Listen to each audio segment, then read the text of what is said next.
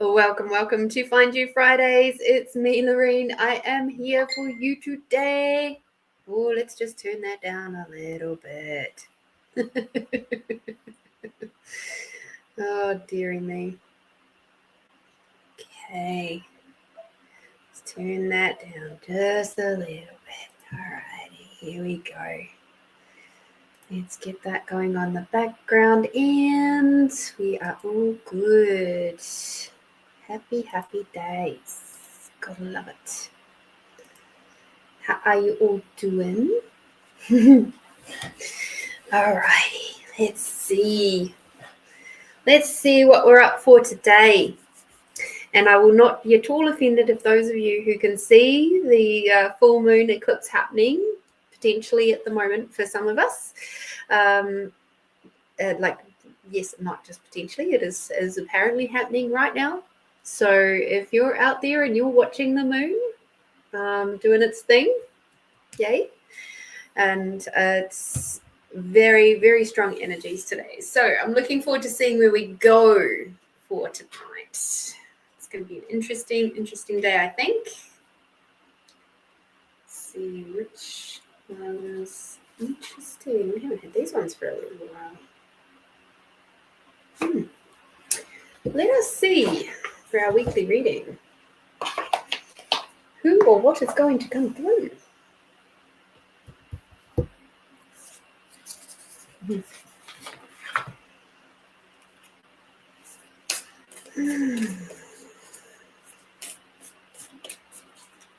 Reading for the collective for the 15th, which is the start of Mercury retrograde, through to the 21st of March. Hi, Amanda. Oh, did you get to see it, darling? Did you get to see the moon? We can't see it here. It hasn't come up high enough yet for us. So hopefully you get to see it.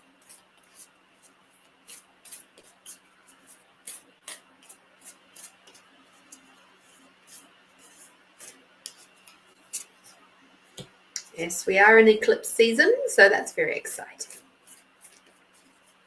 Hi, Rick. I am indeed having a great day and enjoying my day. Some long, lovely conversations. Lots of moving of energy. It's been a wonderful, wonderful day. Got to have a nap too. That was even better.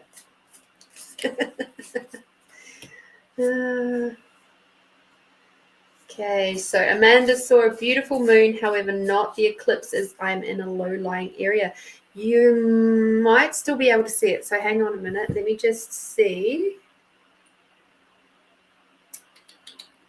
Just catch what I saved in my gallery. So ends at 8:30 p.m. for me. So you might still be able to see some of it now and moving through the next 20 minutes. But yeah, there was no moon for me to be able to see, unfortunately. Hi, I'm Belinda. Hope you're doing well, darling.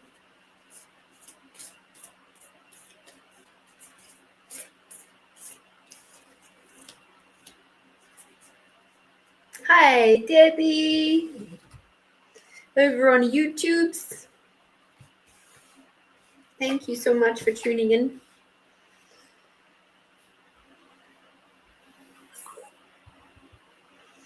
All right, so let us have a look at the, oh, Debbie, you might be able to see the eclipse moon happening at the moment. Because I think that still works. Yeah. Because it would eclipse at all the same time. It's not like it would delay just because we got different time zones. So I reckon, Debbie, you'd be able to see it maybe because you're 2.5 hours ahead. So, yeah. Been and gone. Ah, okay. There you go. Cool, cool, cool. Was it good? Tell me. Was it any good? Supposed to turn the moon red, if I remember rightly. Okie dokie. So let's have a look at this. I did see it. Yay! At least one of us got to see it. I was out there before the show, just looking and looking, and I couldn't see it. I was like, oh. But I have to say, the moon has been very, very bright the last few nights. It's one of the things I love about living here is that I get to sit out in my backyard and just enjoy the stars and enjoy the moon. It's been great. Of course you can. Of course you can. You just use my PayPal. It goes across the bottom. Easy peasy.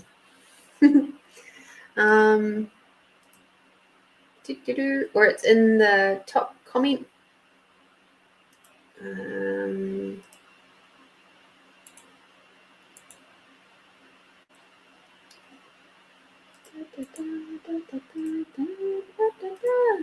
you go. Interesting evening. Why do I have... Okay, that's something to look at later. That's not a right now thing. Amanda said it's very golden here, but not red. Okay, cool.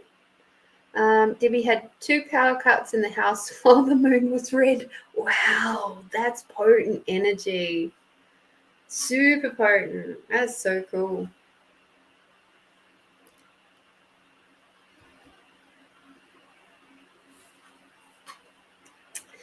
All right, so let me have a look at this reading for the collective for the 15th through to the 21st of March. So the first card that we've got is wait for a solution. Transliteration, turn on and run.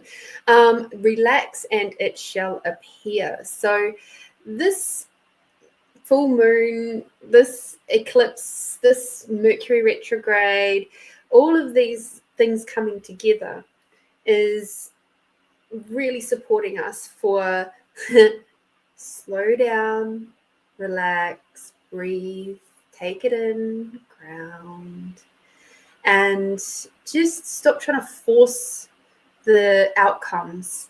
So while this last couple of weeks has been a lot of like forward moving energy, has been a lot of yes, get up and go, do the thing, it's time is right, blah blah blah.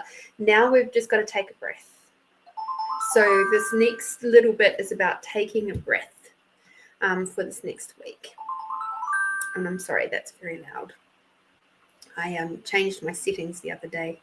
Let's just pull that down a little bit. All right. So that's better. Much better.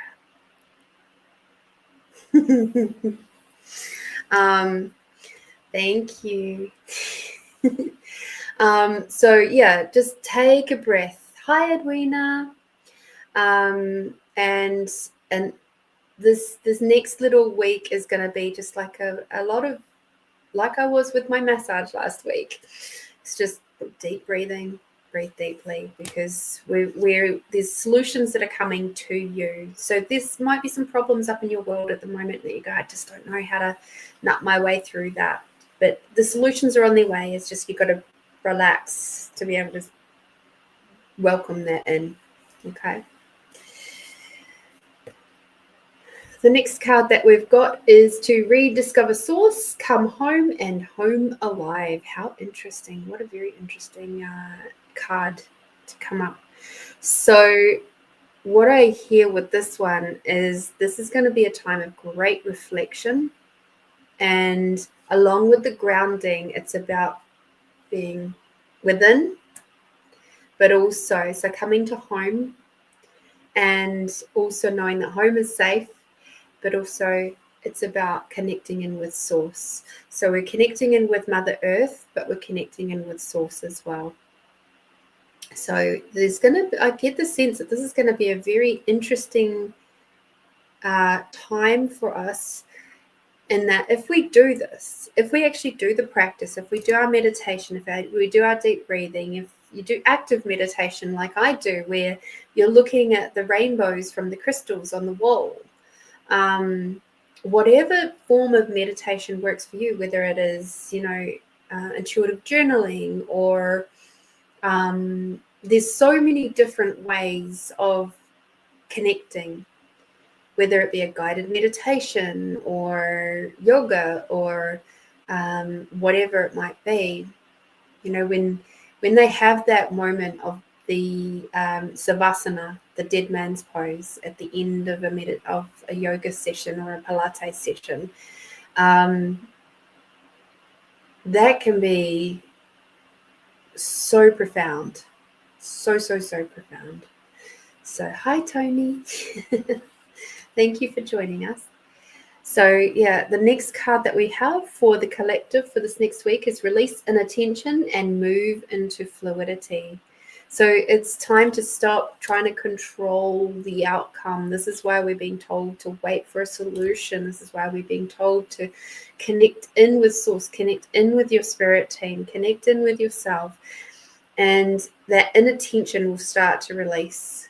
But if you're resisting and reacting, you're still trying to push, I get a real good sense that this next week is very much about being more in our divine feminine energy than in our divine masculine.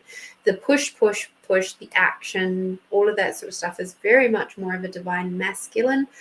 This particular set of energies is going to be more feminine. It's going to be softer and gentler and more, like, not to say that feminine energy isn't potent, because it fucking well is, but this week is about dropping into the softness. Okay. No, Rick, most of you guys are actually on Facebook. I think it's only one person on YouTube at the minute. Yeah, no, you're all there. But sometimes people are coming through on, so there's one person on my personal page, and then there's, which must be you, but there's more people sitting over on my business page. The next card that we've got, or sort of almost the last card for the collective for this coming week, is to let your hair down.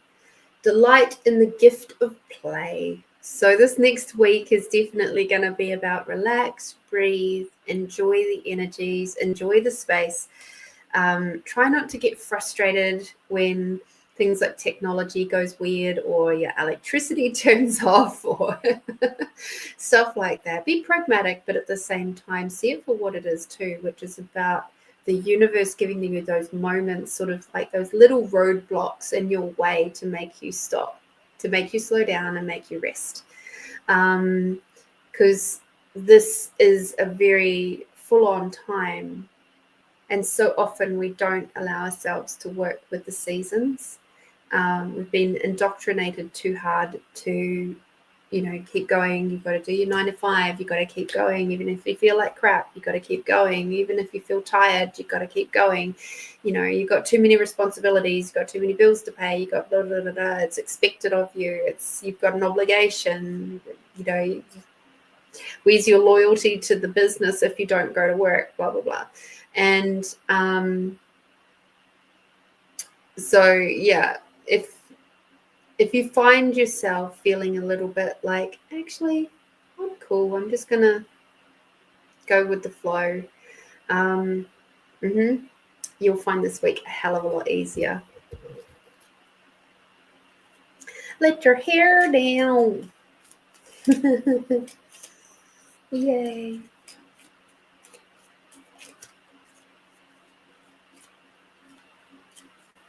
Debbie says, I have less hair to let down. Had a good cut yesterday. Oh, fantastic. Cut off dead energy intentionally timed for the full moon, blood moon eclipse. Yes, the full blood moon eclipse. Yes, fabulous. I love it. I painted my nails instead. There's not much more to chop off of this lovely curly bundle. But I love that you got that. Got to do that.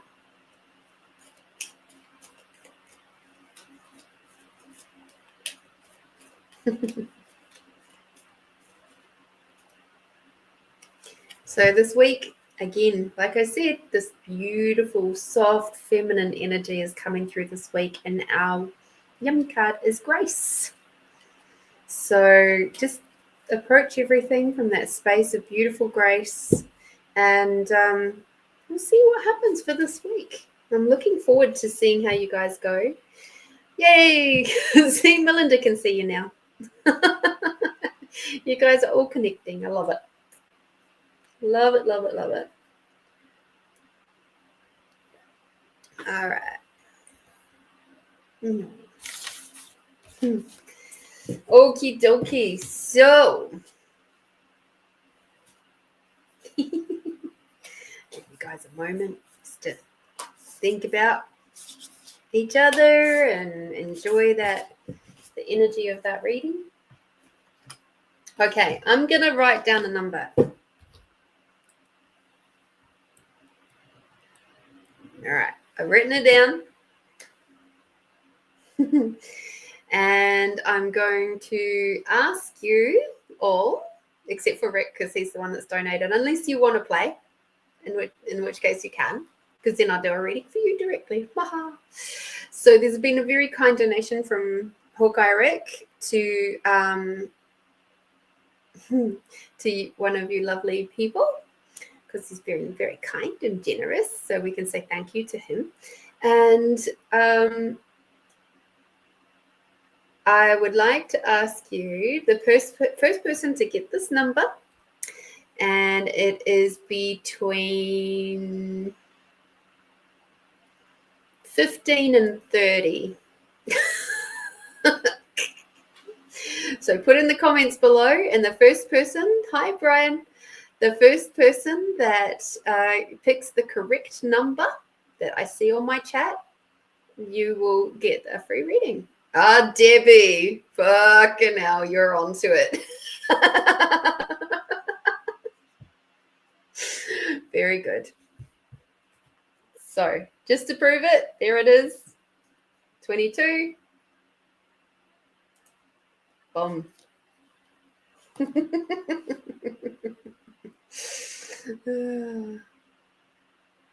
First one to get it. Well done. Debbie, do you have any specific questions that you would like me to have a look at? Oh, Tony. Oh, dear.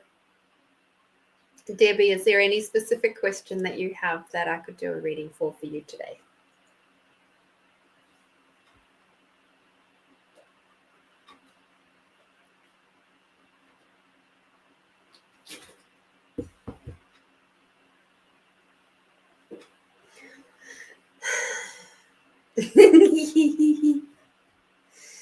Well, I'm not surprised, Rick, that you knew it was that. I could have picked a different number, which would have been equally awesome.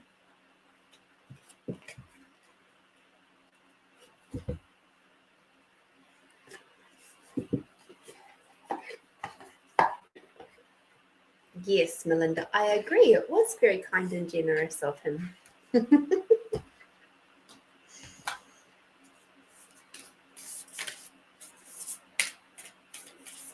So I've got the Divine Feminine pack out, and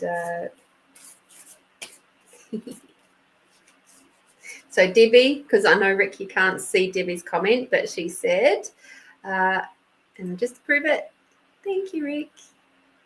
So she's very grateful. So thank you. Tony said that's my number 2, and I don't know why I didn't put it down. Oh dear.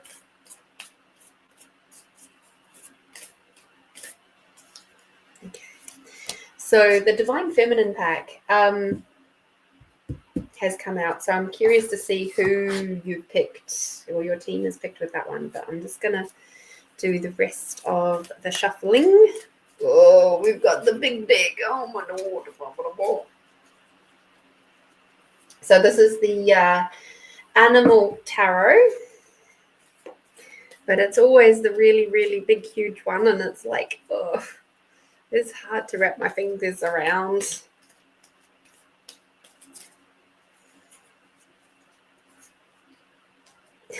Tony just saw 2 as well earlier. Laugh out loud. Oh, see, all the signs are telling you. You already knew what you should be putting down. And you didn't follow your intuition. See?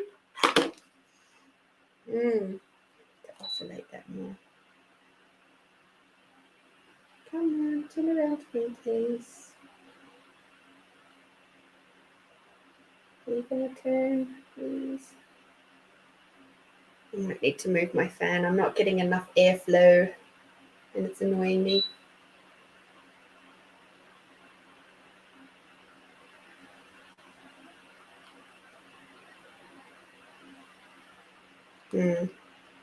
It's sort of coming over there a little bit, so I'm going to have to move it in a moment because I'm getting very warm. Big what now? Says Amanda. It's the big deck.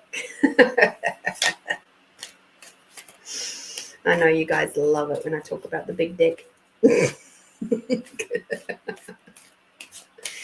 Debbie says big moon energies and big deck.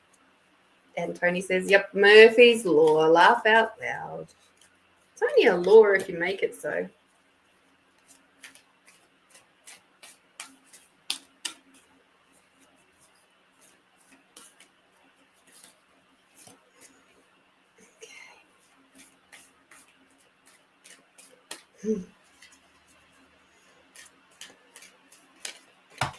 Oh, but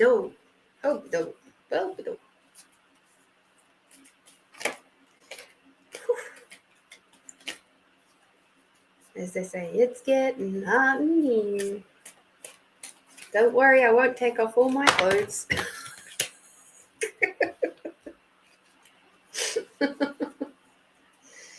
Oh dear. All right, I'm just going to move this fan and I'll be right back.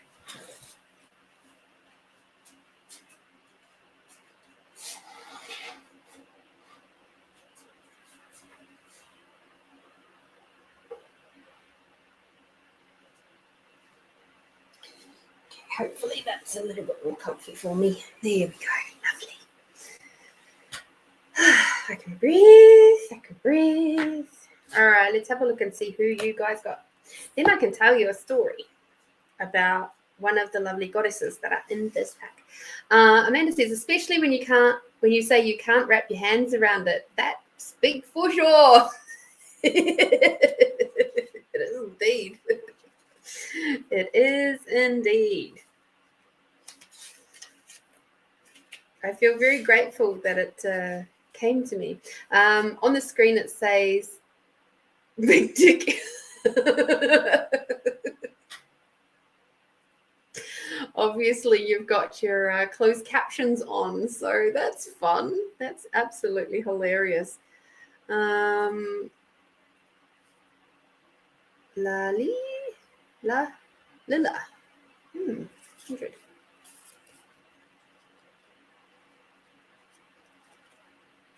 I see a friend who's popped in. It's been a while.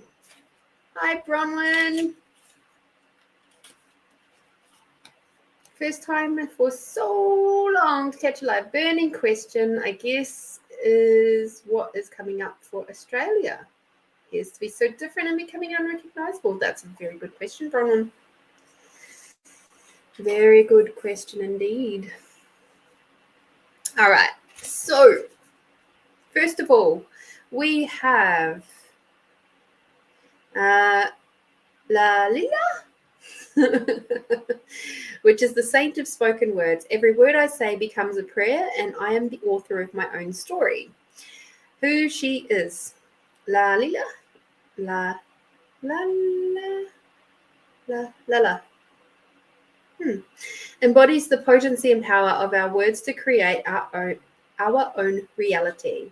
Lalila or Lalded or Lalishwari or was a Kashmiri mystic and poet who lived in the 14th century. She was married at the age of 12 but was extremely unhappy as a wife.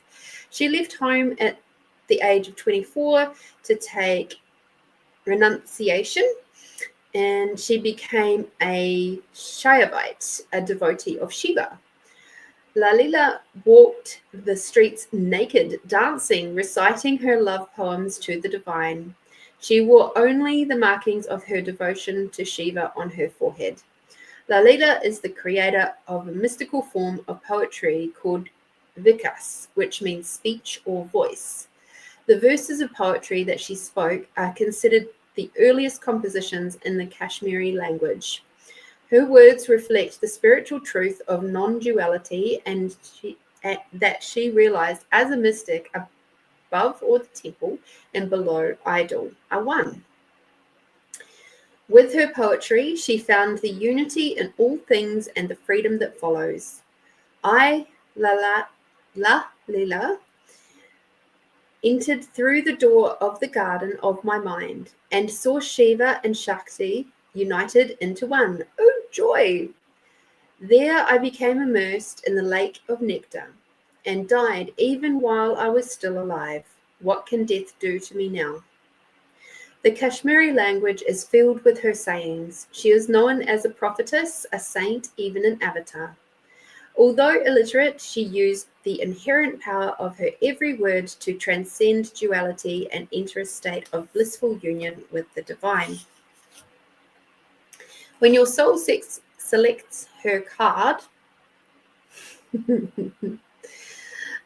words have the power to shift our reality or to continue to reinforce it. Louise Hay, founder of Hay House, turned to me during a dinner party, looked me right in the eyes and declared, "Every word you say is an affirmation."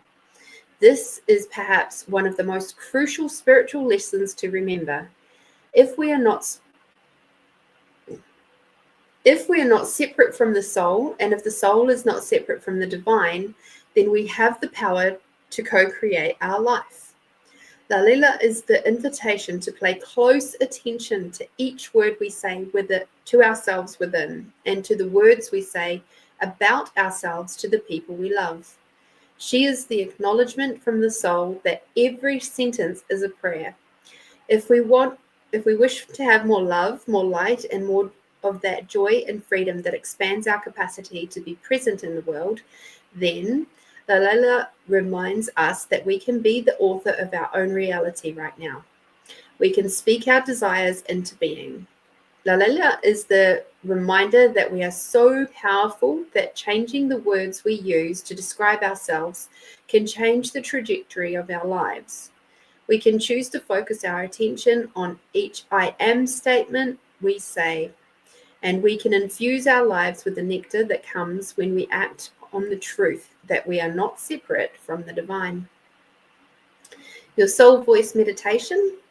What are the most powerful words for me to use frequently right now? Hi, Catherine. Intention. Every word I say becomes a prayer. I am the author of my own story.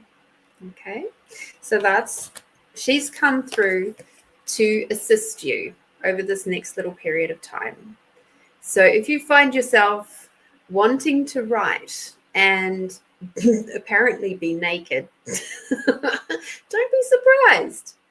She's all about just getting in touch with what's in your heart and just allowing yourself to bring it forth into fruition. So that's pretty potent. She's pretty yummy. It's pretty cool, eh? So here she is. And let's have a look at the rest.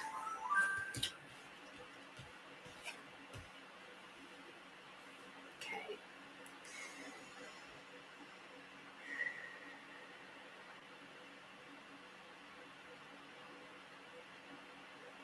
All right. So we've got the renewal card, which is the raccoon. It's time to get clarity about your life purpose and make changes so that you're on the path most divinely suited to you. Forgive what has been without judgment and fearlessly can embrace what is to come. Okay. So I get the sense that you actually know where you're supposed to be going. You know your life purpose. You know what lights you up. You know all of this stuff. And it's now time gently to start working on developing that further. Because the next card, which is walking down the street naked, apparently.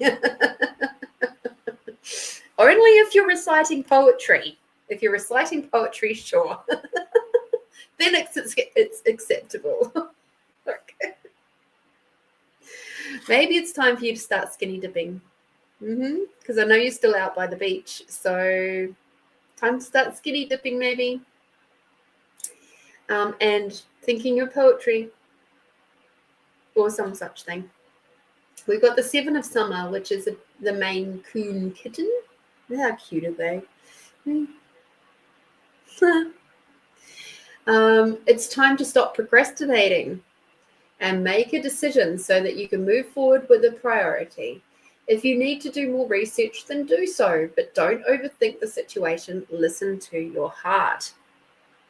Okay, so this is coming back to your heart space, and you have a lot of gusto. You have a lot of confidence when it comes to moving forward. So it's like this card, this reading so far is definitely saying, come on, it's okay. Trust yourself. You got this.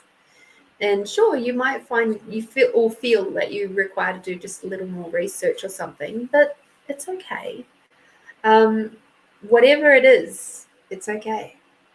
Yeah, cute kitties, says Melinda.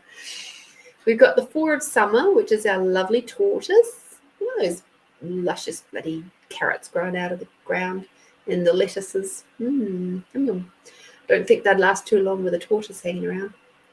Your responsibilities may distract you from noticing all the gifts that God is presenting to you. Be open to investigating opportunities that come your way. So quite clearly, this opportunity has already come your way and you're sort of pondering it, you're thinking about it, you're trying to overanalyze it. So you just said, yep, I have a big decision to make with a deadline of 2 months, and yep, I'm doing my research. Cool. So it's like, so definitely it is time to branch out and allow yourself to be open to this opportunity. Okay, so try not to overthink it too much. Try not to overthink it too much. Let's see what this fourth card has for you. We've got the Three of Summer. Look at that joyfulness. Hummingbird. You have an exciting reason to celebrate. Such as an engagement, wedding, graduation, or birth announcement, or business opportunity, perhaps. Remember to cherish those that you love. All right. Hi, Tamara. Hi, darling. So, yeah, have a look at that. Like, that's very excitable energy there. That's like, wee, celebrating. So, I would say all the signs from here are very good. They're very, very good. Even Lalila, right at the beginning, it's like she's basically saying it's okay to be open and it's okay to just move forward and be brave, because that's a lot of what that's about. She was just doing something that nobody else was doing. And even though she was illiterate, she still wrote poetry. So how cool is that? What an amazing character, an amazing goddess to be supporting you right now.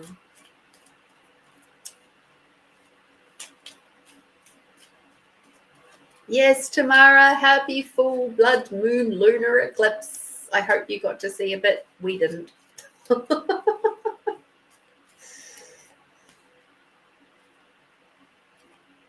Interesting. So you got frequency as your yummy card. So along with, oh, wow, that just shifted a whole bunch of energy. So along with this decision that you're going to be doing, just be mindful of what frequency you're being when you're thinking about it, when you're doing your research, when you're looking at what it is that's coming forward, because there's, like it said near the start, when we are mindful of our words, then it's easier to come forward. So yeah.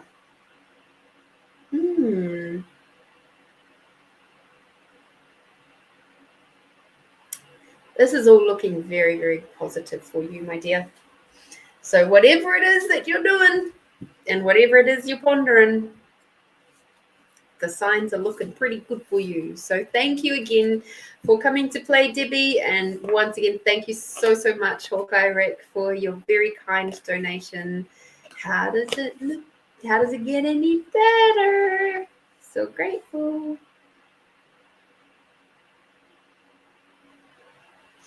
So Rick says it looks golden, the moon. Tony said, I didn't either, but I saw the moon a bit different, though. It was still cool. Does it still look golden now?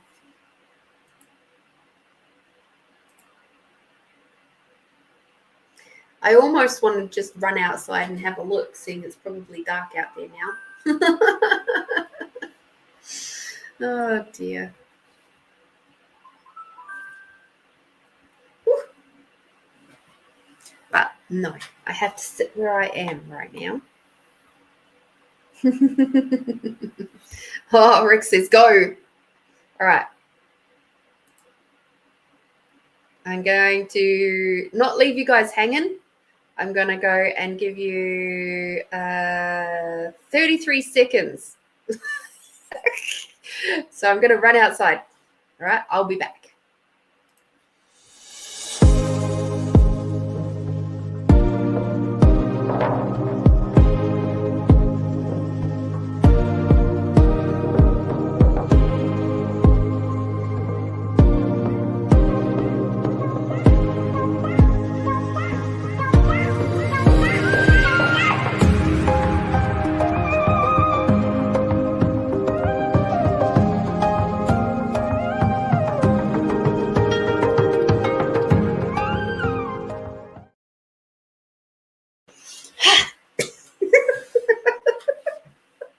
I made it back. Oh. Tamara missed it. I think it only covered a quarter of it here. Tony said, lucky you. Yes, thank you for that. Very much appreciated. You should show us a photo. Do it naked like Lalila. I know, right? I've had a naked photo shoot. That was lovely. I enjoyed it very, very much.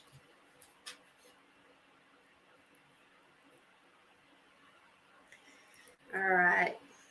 We have some people who have done very kind donations, so I must get busy. We have Amanda. Amanda, you're up next, please, my love. If you could pop your question, and that was amazing. That was a cool slide into the seat, like they do in baseball when they slide into the home base. I was like, oh, I know the music's about to finish.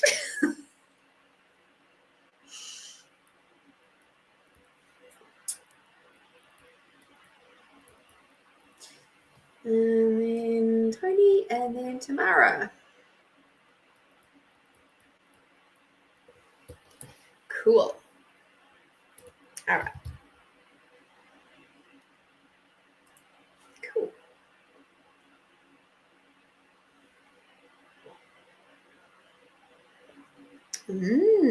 Interesting. I wonder which card deck's going to come forward. I have a funny feeling I might know that. Yep. Yup. Oh, Debbie. Oh, thank you for jumping over to Facebook to let him know directly. I appreciate that. Yes, I did see the moon. It was nice and golden-y. Thank you for the rose.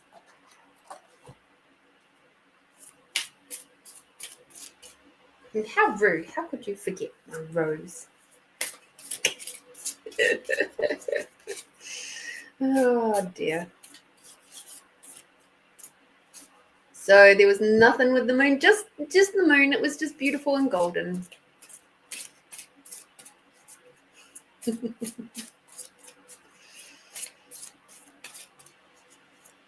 was just beautiful and golden. So Amanda says, I'm struggling a bit with self-acceptance, and that is bringing envy, judgment, jealousy, and doubt into moments of my life. So I guess I'd like to ask my team to help me into seeing the best way to work with this. So, Truth, what is the best way to help Amanda with her own self-acceptance? Well, immediately, without even looking at any cards, I'm being told you have to get out of your own head. Sometimes we try to make trouble where there is none because we're bored.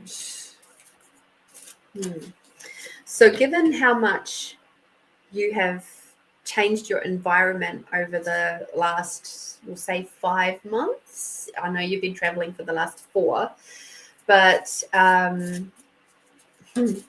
but I would like to say the last 5 months, you've done some really massive shifts with your environment.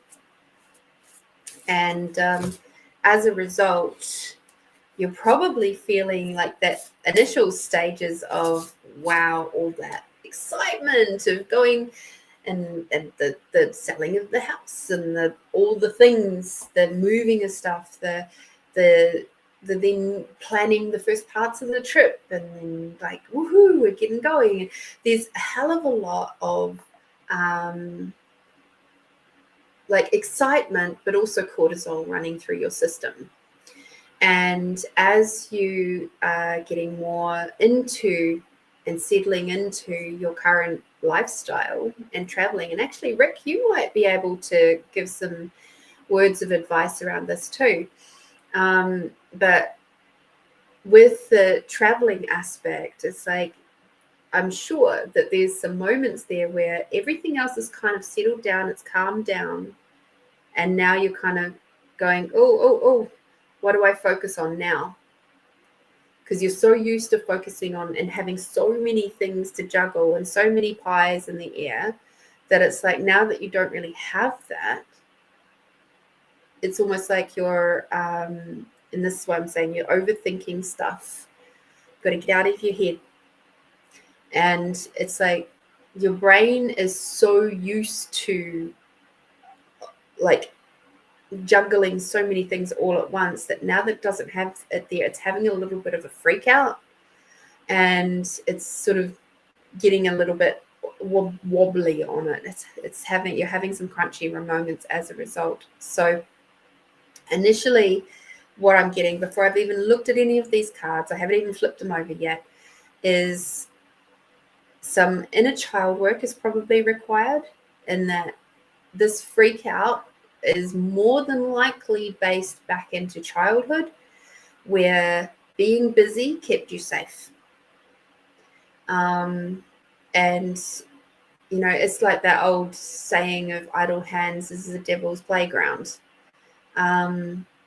So it's like you're in a space now where you can potentially have things to be a lot more relaxed and not necessarily have to be so busy. So it's like this is triggering, or it's activating you and some of your childhood stuff. Okay. Now let me have a quick look at these cards.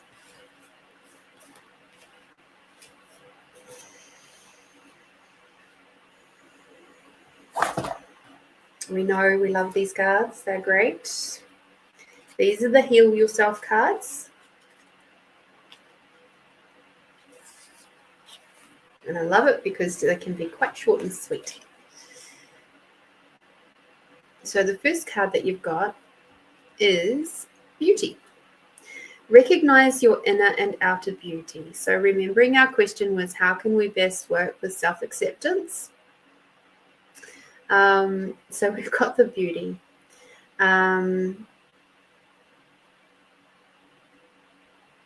So it says, you are beautiful, special, unique, and attractive. When was the last time you looked in the mirror and felt good about what you see? Did you know that your features can literally change based on how you feel about yourself and your life? Your internal experiences are etched on your face and on your body. People can feel your energy when you enter a room. When a person who is not thought of as being physically good looking connects to their own inner light, wisdom, and warmth, the glow that emanates from within makes them extremely appealing and attracts people and opportunities towards them. Focus on what you love about yourself and allow yourself to shine. If you are challenged by how you see yourself, this could be the perfect time for an internal and external makeover. So basically, it's mirror work and coming back to that space of going, looking at yourself and saying, I love you, and admiring your own inner beauty, and sort of asking your own awareness of how can you nurture that.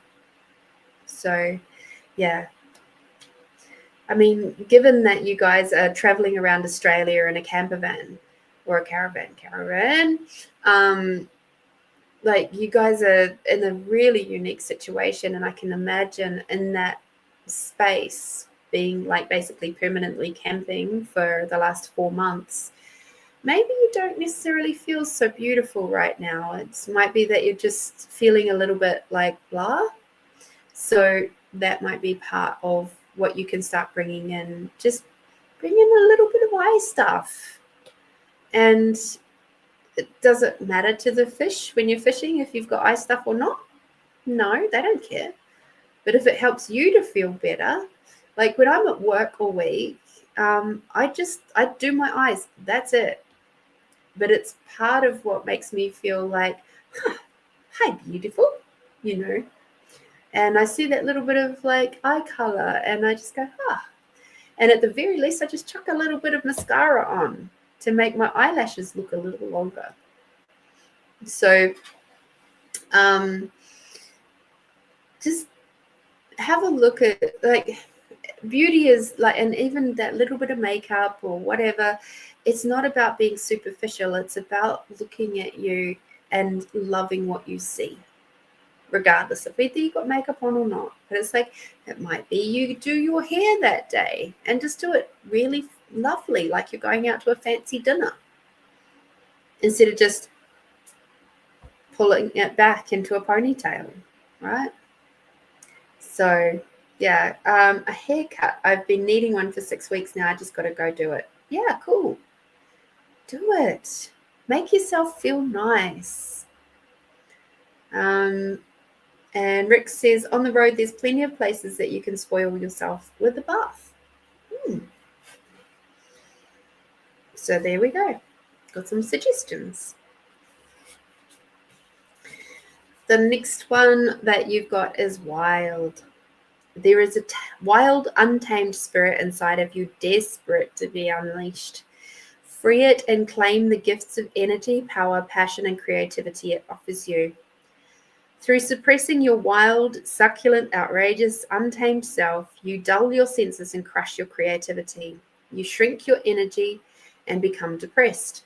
Your relationships suffer and your rage grows. You become ashamed, hostile, cold, boring, overserious, and scared. You stop taking chances and live in mediocrity, constantly trying to protect yourself. The truth is, no one can judge you, punish you, or hurt you as much as you can. Give in to your wildness and stop living a sham. This part of you is sensual, provocative, truthful, courageous, bold, passionate, and alive. Set it free.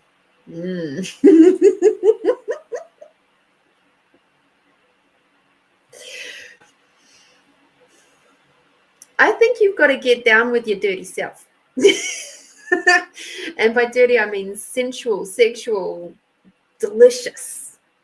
And find the ways to make this time the most amazing, sensual for you. I know it is, it would be very easy to just get into that routine of throwing on your daggy clothes and not worrying too much about necessarily looking fit, pretty, fancy, whatever. But I can also imagine if you're in this situation and for the length of time that you guys are in, finding ways to be experimental with your connection could be a little more tricky. So, but then again, I think you might be able to come up with a few things. So it might be time just to spice things up a little.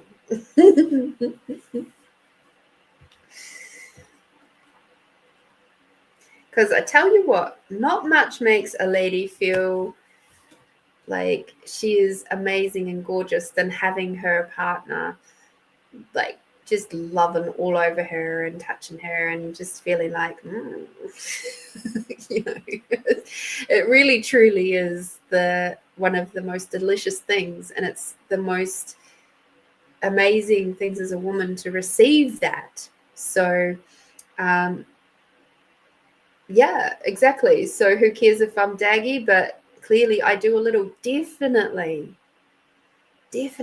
And it's I came to this realization a long time ago, and it was, as women, who do we actually wear makeup for?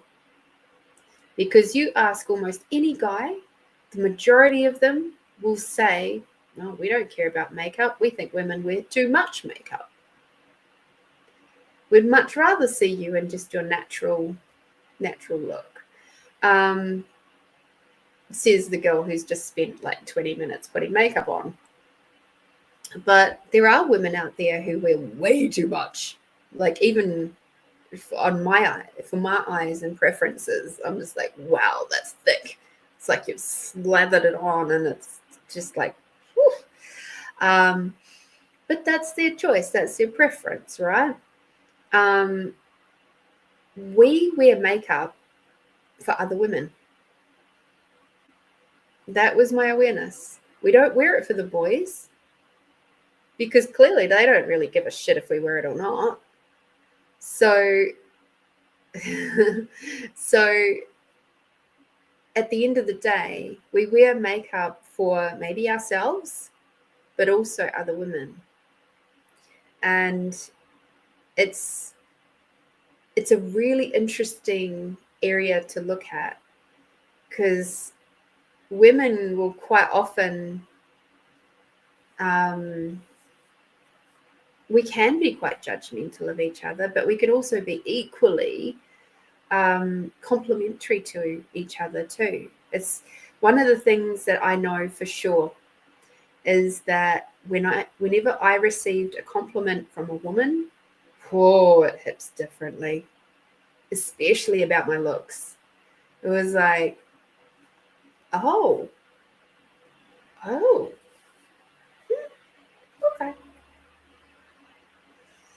And yeah, it's interesting. So Rick says that apparently I look salubrious with or without makeup, which is very lovely to say. Tony says, oh man, I'd love a bath. Showers aren't relaxing like baths. You're absolutely correct. I love a good bath too. Rick says men don't really care. well, divine masculines do not care for it, but accept it. We want to back you a time and place. Yes, there is a time and place for makeup. Amanda, I drank natural mineral fizzy water from a rock cavity the other day. Oh my God. That's amazing, Amanda. That would have been incredible. Tony says, I don't wear makeup. I don't need to. I love that for you. Yes, Rick. He's giving you the perfect recipe for those of us who have baths. Oils, Himalayan salt, and music. The next card that you have, my dear, is home. So the first sentence is, how do you keep recreating home? I think that is the most perfect sentence for your current situation. In the context of this teaching, let's use the word home to describe your unconscious ability to attract intimate partners with the positive and negative qualities your parents instilled in you. This card honors the wounded child in you that keeps recreating home, hoping to get your childhood developmental codependency needs met. You might even provoke the other to act or look like your original parent. In a world where there are so many of our natural emotions were not encouraged and worse yet suppressed, you are now encouraged to feel the trappings inside you and that constantly sabotage your life. For some of us, home was an amazing, empowering, and happy place. But for most of us, it was lacking. There was unease and hurt. This is imprinted on your nervous system, which forces the dysfunction you had with your parents to rise and surface to your current partner and people close to you. Okay? So again, inner child work, it's time to do a bit more of that. Okay? And be aware of how you're changing and shifting, how your energy changes and shifts your partner. Okay. 29.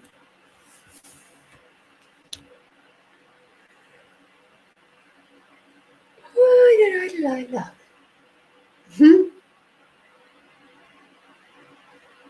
What a fascinating card. There's so much in this. Anyway, let me show you. And I say it's a fascinating card because there's actually a little spirit that's coming out over the waterfall. How funny, when you were just talking about drinking a natural mineral fizzy water from a rock cavity.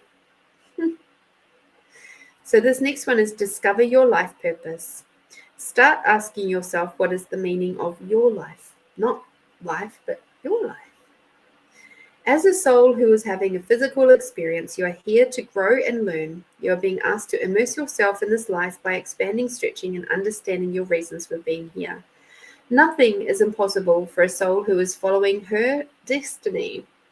Your guides, angels, and higher self are constantly communicating with you through signs, feelings, people, books, and so on.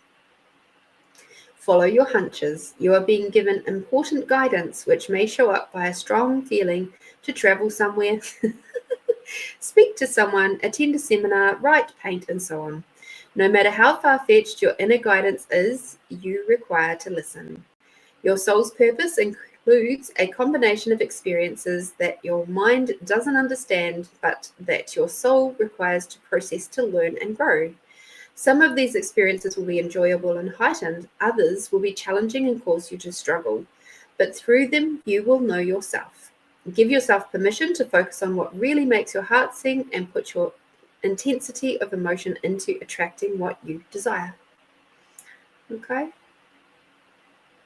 So there we go. We've got the fiddler, we've got the watcher, we've got the spirit. There's all sorts of things going on in this card for you. So Amanda says, yes, it's thick, those layers around the inner child always requires work. Yes, exactly right. And yes, I always see and feel there are signs everywhere I go every day since being out here. Don't worry. Don't worry about it there. I gotcha.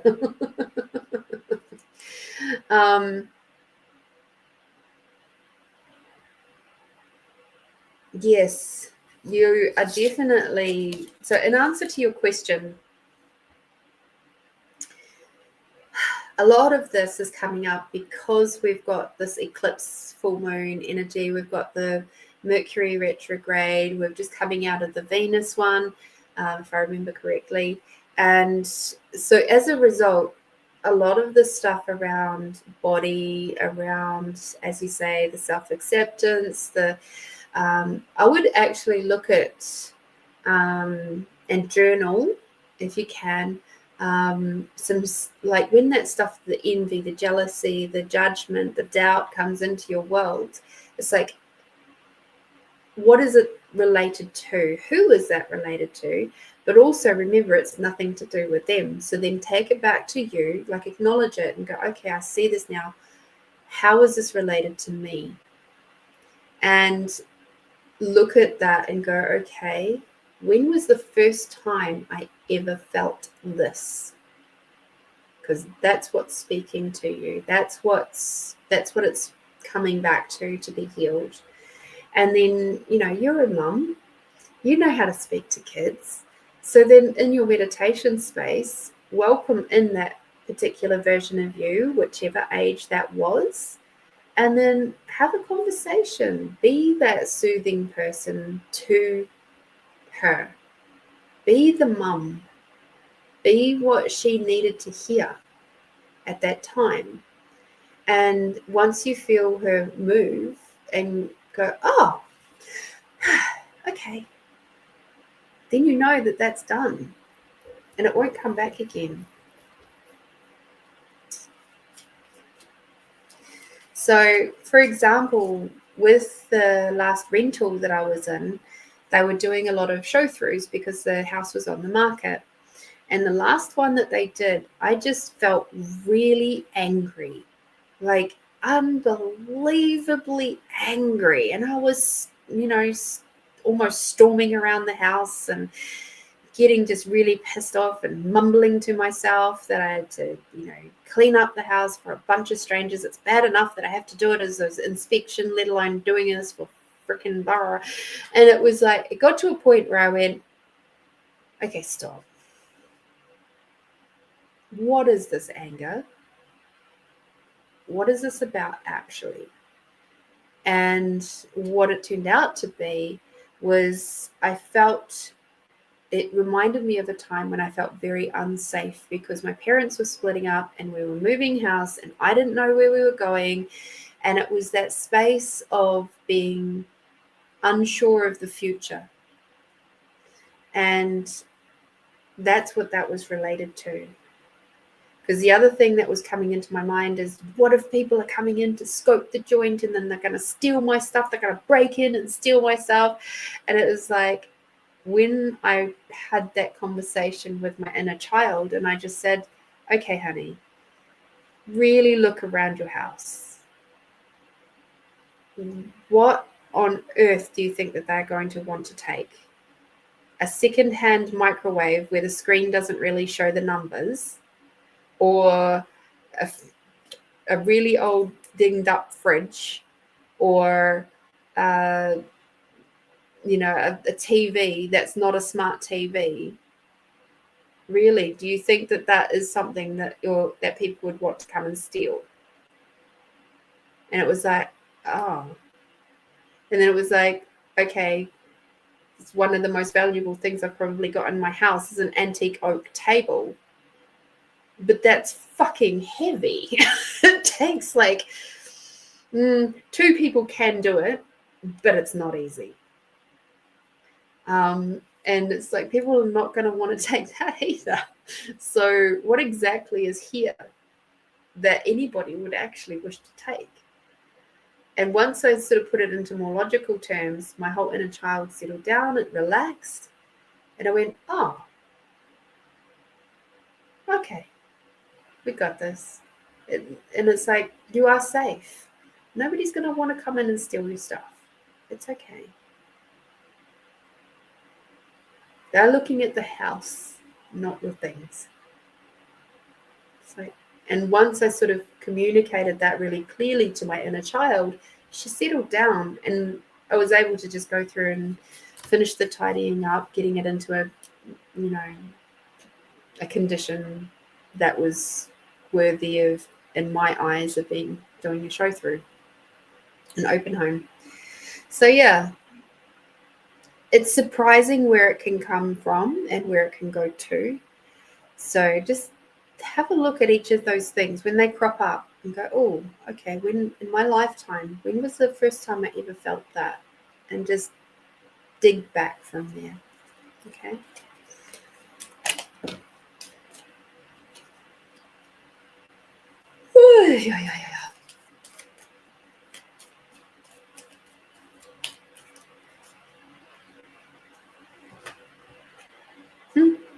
And we got soften. Soften is your word. So you have to be soft and gentle with your inner child. And whatever it is that's going on for her, that this is triggering for her, be soft and gentle with her.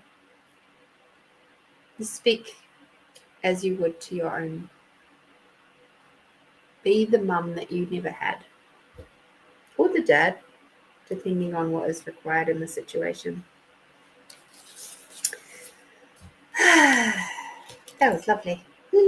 Thank you for your very kind donation, Amanda. I'm so grateful for you. Thank you for your support for Find You Fridays. Thank you for being part of the Find You Friday crew. And I wish you all the best. I'm going to read your comment now. I have awareness after hearing your story. I know where some of my lack is coming from. I know the conversation I have to have with her. So grateful. Thank you for sharing. You're welcome. Thank you to Ina Segal for her beautiful cards. Okay, Tony, your turn, my love. Your turn.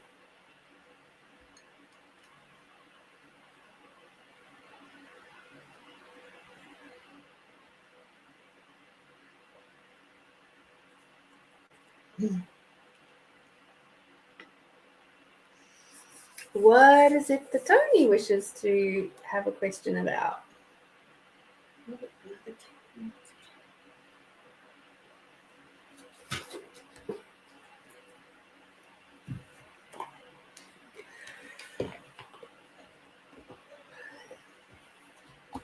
What messages do they have for you this week? Good question. I don't know. I'm not sure yet. I will soon find out.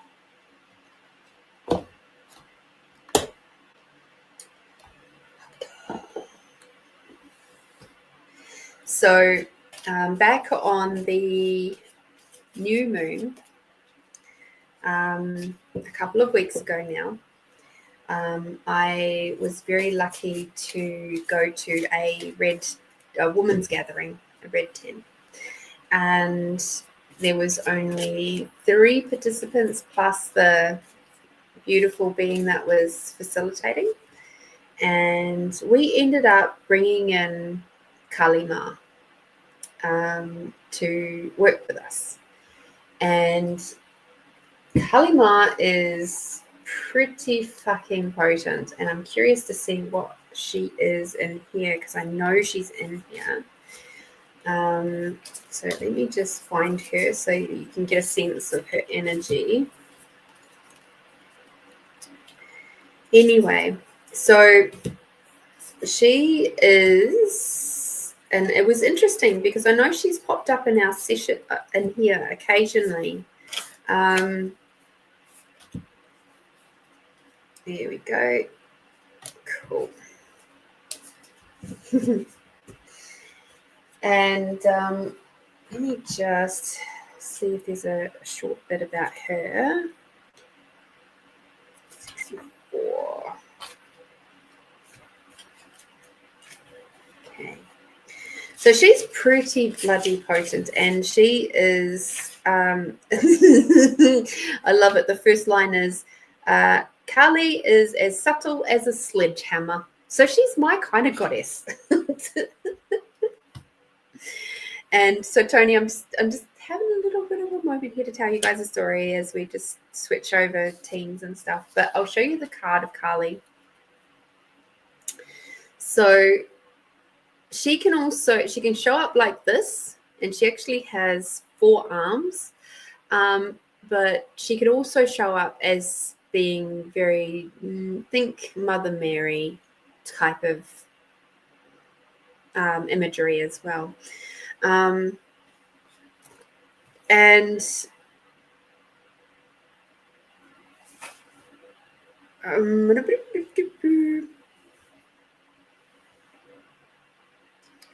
so basically what happens is she can come around and suck up and take away all of your pain, all of your demons, all of your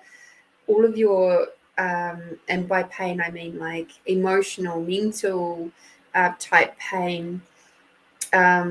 She can remove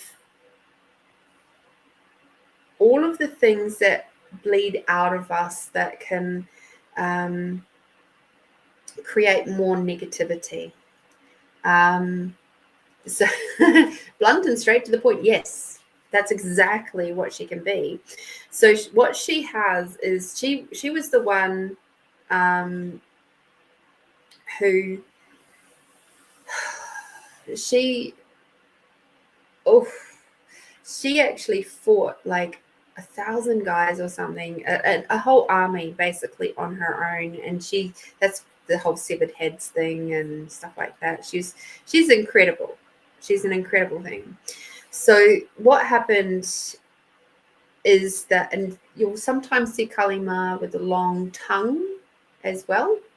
And so what she does is, and what she did in this particular regression that we did, is she came around each of us, and depending on what we were willing to let go of, because as you know, within any meditation, any healing, anything that you do, you will only ever release as much as you are able and willing to. And so what she did for me was she basically, this is going to sound really graphic, and it was at the time, she basically went over my whole entire body with her mouth, and she licked off all of the bits and pieces, the ego, the emotions, the points of views, my belief systems, my pain, my sadness, my anger, my disappointment, my regrets, all the things that I've been holding and that are stuck on me for God knows how long. And she went up into my ear hole, and she like sucked away and licked away all of the things that I have heard over the years that have gotten stuck with me, that have made me feel less than. She went through up into like all of my orifices. She licked my eyes, she licked my nose, my mouth, all the way down my body, right up inside my genitalia, everywhere. She licked right down between my toes and my fingers, and just taking away all the things that have held me captive from moving forward in life. And in doing so, I sat up afterwards and I was just like, whew. Because in the belief of where Kali comes from, every time we shed blood that is pain or anger, or like when our words come out of our mouth and they are laced with negativity, as they drop onto the ground, they become 1,000 more. So she takes that energy and uses it for good. She absorbs it, and it's like she just sees this as food. It's just like, yes, give it to me. Give me all this negative stuff that you don't like, whether it be about yourself or your experiences or whatever. Just give it to me. I will have it. I am hungry for it. And So Kali Ma, fucking amazing. What an experience. So if you're in meditation and you wish to call on any particular goddess, she's really bloody potent, and I highly recommend her. Yeah, I've not had a cleansing clearing like that ever in my life. And I've done all sorts of stuff. So like she said, like it says here, Kali is as subtle as a sledgehammer. She shows up to strip us of what no longer serves us. And that sounds good in theory, but in practice, it can feel as if the ground beneath us has turned to sand. All those illusions about ourselves, especially what we think we are capable of, suddenly dissolve beneath us. When Kali sweeps in, we can easily slip into feeling like a victim. It can feel as though events are happening to us rather than for us. Kali doesn't want us to waste another precious second being someone we are not. She doesn't want us to be a partner who doesn't treat us with she doesn't want us to be with a partner who doesn't treat us with respect and love. We need with respect and love. We need to do the light work that we're here to do. Kali wants to sever the ties our ego has made out of fear or out of false belief that we don't deserve better or more. She wants us to get terrifyingly real. She wants us to reckon with the fact that we are not here to please others or to make them proud. We are here to listen to the singular call of our own soul. Kali is the harbinger of having entered Karios soul time, and stripping the ego to reveal the soul can feel raw and often heartbreaking. But ultimately, Kali has come out of fierce love for the truth of who we really are. She is giving us the opportunity to choose again, to start over, and this time from a place of tremendous wisdom and strength, our vulnerability. She lets us begin again for the bare bones truth of who we are. Okay? So she's one bloody potent goddess. And I know that since I've had that session, a lot has changed in my world. I have shifted and changed a couple of things, and it's just been like blam. And that's all happened since that Red Tent event, the women's group, and with my interaction with Kali Ma. And it's like instantly I'm feeling more like, you know what, when people come into my world and if they are there for my highest and best, welcome. I will welcome you with open arms. But if someone is there just to use and abuse me or be, not contributing, if all they can do is talk about grumbles and groans and stuff like that, and there's no forward movement, I just don't have time for that anymore. And so it's interesting. It's interesting. So the people who are within my inner circle, they know that it's a very precious place to be, because I just don't have time for bullshit artists and people who don't have mine or their best interest at heart. And that's just the way it is. And Kali Ma has made that even easier for me to have that clarity. So and all the stuff that she removed from my body has helped me to be able to become more centered and calm. And so I'm not emotional eating now. There was a period of time there where I was definitely emotional eating, which was, adding a little bit of kilos here and there, which is, it's fine. It was a temporary thing, and now I'm not. It's good. So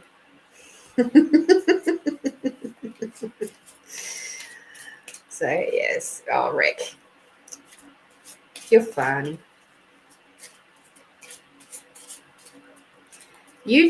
How do you ask her to help you? You call on her when you're in meditation.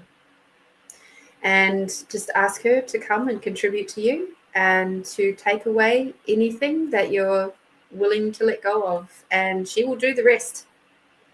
So yeah, she will absolutely do the rest. And all you have to do is have the courage to ask her to come in, because fucking hell, is she like, people when they do sessions with me, they see me as being quite strong and potent, but I'm nothing compared to Kalima. It's like, whew. Like, I'm kick-ass. Kalima, she's in a whole league of her own. So yes, she's very good, very, very good. If you need a jolly good clearing out and a kick up the butt, she's there for you to do that, because she will make things move very dynamically. Interesting. Sorry, I had one of my ribbons trying to take a drink of tea.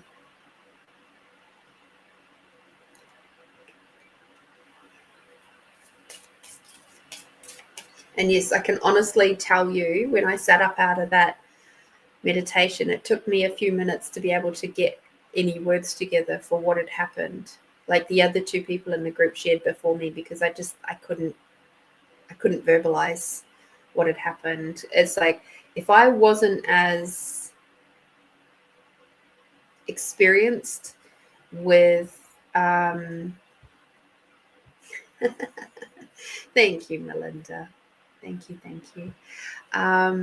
If I wasn't as experienced with my healing journey, what she did would have felt incredibly invasive. But it is so profound that I was happy to go with it, and just, because I knew the stuff that had to move out of me. It was like, there's stuff that just was a little bit stuck there, and it was just like I was struggling to let it go anyway. And I was just like, everything that I do, and I have this belief, and I have had it for a long time, that every time we do something like that, the ripple effect is so huge we can't even comprehend it. Like, I was talking about it with a friend of mine the other day, saying, my beautiful soul sister Chanel, who lives in Hamilton, same as you, Tony, and so her two kids are the children of my brother. While they themselves are not particularly spiritual, their mum is very spiritual and I'm very spiritual. So these kids are both getting the ripple effect.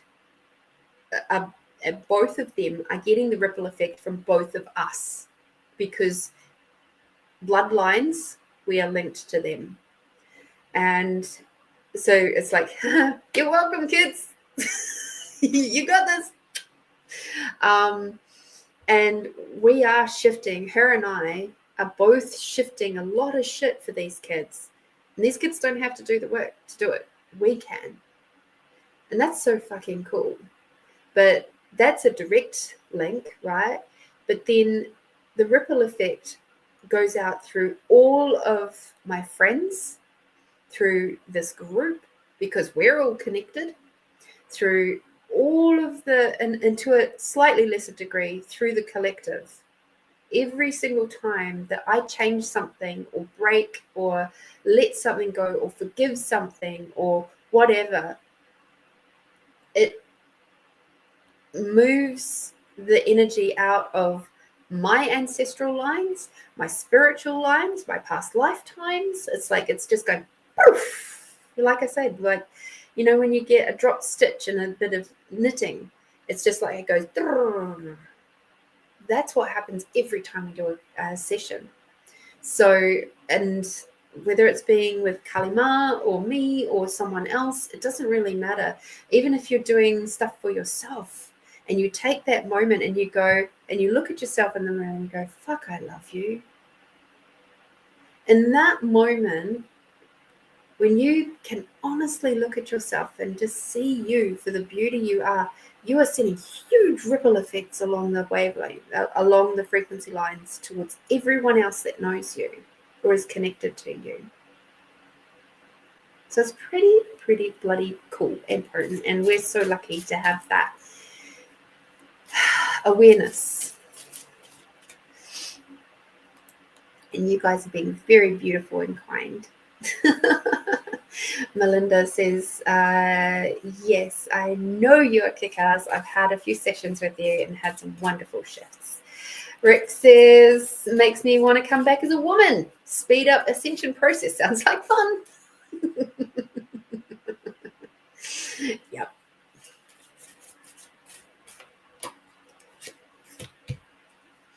So, yes.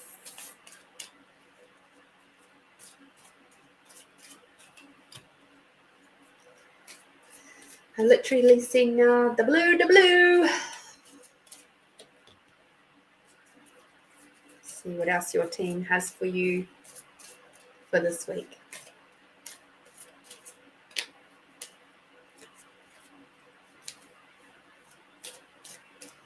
I'm also getting for you, Tony, that there's some tension up through here, through the upper jaw, sort of high cheekbone area. So if you can maybe see, I don't know if you've got the funds, but have a look and see if you can get a TMJ massage booked in with someone. They do, like, they have gloves on and they do massage inside your mouth. But it's like it gets right up into here. And I have a funny feeling that this might help you with your nasal stuff as well, because it will help to release off a lot of the tension throughout your sinuses and release the jawline and the cartilage, which sits in the middle. It will just release a lot of this as well. Because I get that it's your nose that's sore, but I'm just also getting right up through here is hot, like is like. So it's a TMJ, okay? TMJ. It's a specific massage that is done just on the jaw. I can't remember what the TMJ stands for. So maybe somebody can Google that for me and chuck it in the chat. But yeah, okay. Hi, Catherine. Lovely to see ya. I'm loving the chat too. So you guys just keep me going for ages. I love it. I love it. I love it. I love it. All right. Twin flame. Interesting energy for you, Tony. So answer to your question involves a spiritually based, I'm going to just say spiritually based relationship, because when we put romantic in there, it takes away the possibility of it being someone who you're not necessarily romantically involved with. Twin flames can come up in all sorts of spots. It's just like soul family, soul sisters, soul brothers. They can all come up in all sorts of different ways, shapes and forms, and friendships and family. And twin flames are the same. They can come up and show up in all sorts of different forms. Now, of course, with twin flames, you have to be mindful that twin flames are often it's almost like a karmic interaction where you're rebalancing the karma between each other. And twin flames can often be very good at accelerating your growth, but at the same time, it can be very, very traumatic. It can be quite explosive at times. So what I'd be saying is just be on the lookout or be aware of any interactions that you have with people this week where it's like you feel very close to them, but it's like suddenly you just feel out of whack with them, and you kind of going, and you feel a little bit like the victim. Maybe you feel like going and bitching about them or whatever. Stop. Come back to you. Come back to you. Come back to, why is this activating me so much? Why has this comment activated me so much? And I don't really like using the word why too much, but in this kind of case, it is kind of important. So we can also say, for what reason am I being so activated by this comment, this person, they gave me a look that just really set me off. Like, just be aware of what, when that anger rises up in you, when the flame, the hot energy rises up in you, be aware and do some digging on that, because there's a spot there that is requiring to be healed. Okay. The next card that we got is integrity. Align your actions so that they match your values and inner knowingness of what's right for you. Okay. So, interesting. It sounds like your best friend, but you don't hear from her anymore. Okay, so just come back to, why is that activating me so much? For what reason is this upsetting me? And, is it because I don't get to speak to her anymore and she was really valuable? Or is it some other reason? I don't. This is something for you to dig into and find out. Okay. We got integrity. So aligning your actions so that they match your values and inner knowingness of what's right for you. The other thing might be with your best friend is that maybe she doesn't match your values and your inner knowingness anymore. And that might be why she has left your life. Because the vibration is no longer there. The frequency to welcome each other is no longer there.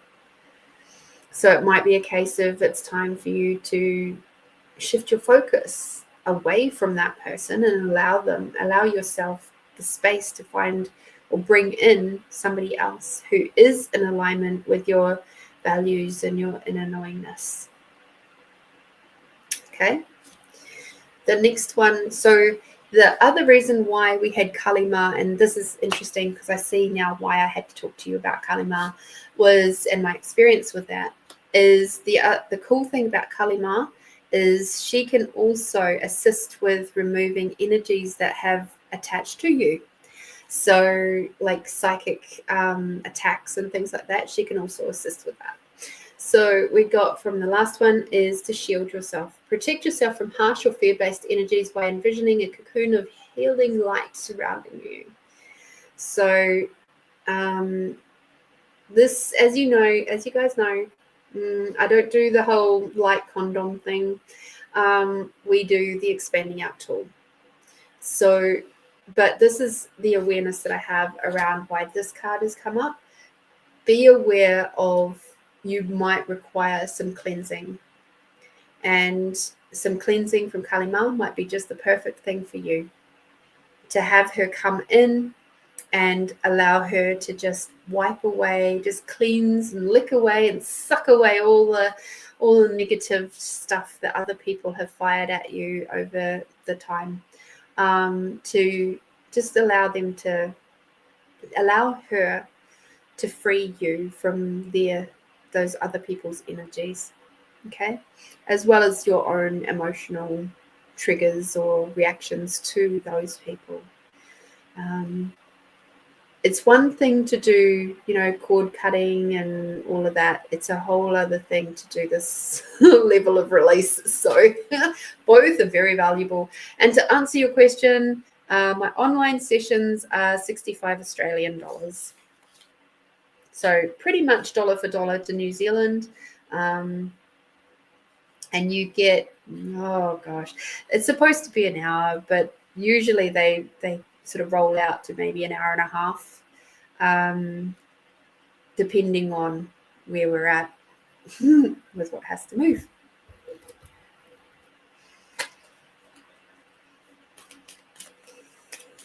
So yay, I see you've already met someone else. That's awesome. That's beautiful. Let go of the other person. Let them out of your system. See, this is why I don't have best friends. Because it puts too much obligation into the relationship. and too much expectation. And it's like the expectation is that one person is going to be there to do all the things for you. And it's like, well, no, that's too much to put on one person. It's like if you are in a relationship expecting your partner to be able to fill in all the gaps in your life, or to be able to satisfy all of your emotional requirements of support and all the rest of it, it's too much for one other person to be that. So it's really important to have a good, healthy support structure around you where you can go and speak with them about other stuff that's worrying you, or like maybe you require a woman's perspective on something as a woman, or perhaps you require a different man's perspective on something, and being able to have a friend base to call on that, like it might be a close, very close one, like a very small, but it's important. It's important. We are meant to be in a tribe. And it's just that our tribe these days look really different than what they used to do in the old days. Your yummy card, Tony, is light spirit. You are a light spirit. You are a spirit of light. And it is time for you to remember that. So you've got some interesting stuff coming up in your world. So thank you so much for your donation, Tony. I'm so super grateful for you. I'm grateful that you stay up and come and play with us and enjoy our company and contribute so beautifully to Find You Fridays. You're literally helping to keep the show running, and I'm so incredibly grateful for that. And I hope that this message has helped you, and get some TMJ. So yeah, do that first. I think that will really, really help you, and it will help you with a lot of your jaw, gums, teeth, like mouth health, but also it does wonderful things for helping to release a lot of tension throughout the head, even though it is basically through this area, through the mouth area. I remember when I had it done, and I only had like a taster of it, because at that stage I was very stressed in relationship, and oh gosh, and I was clenching. I'm a teeth clencher, so I'll do the now I won't realize that I'm doing that, and I'll hot, like all this tension was sitting up in my jawline. And so she did do some massage on it, and it was the weirdest thing because it was like I couldn't put my teeth together. It's like they naturally just wanted to sort of be a little bit apart, like that. And like I could put my tongue was just quite happily floating in between my upper and lower jaw, and it hadn't been like that in a long time. So TMJ, bloody good shit. So thank you, Tony. Thank you. Tamara, Sweet Pea. Hello, Tamara. Could you please pop your question in the chat?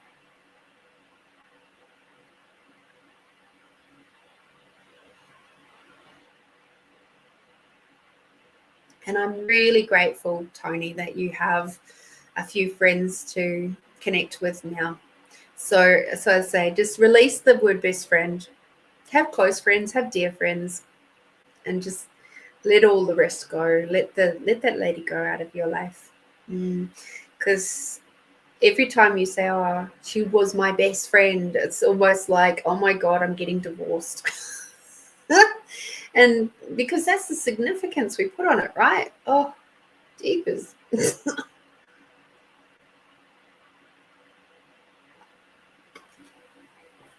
Oh, Tamara, good question. Oh, I'm loving this questions. Okay, what cards would you like to come and play with Tamara?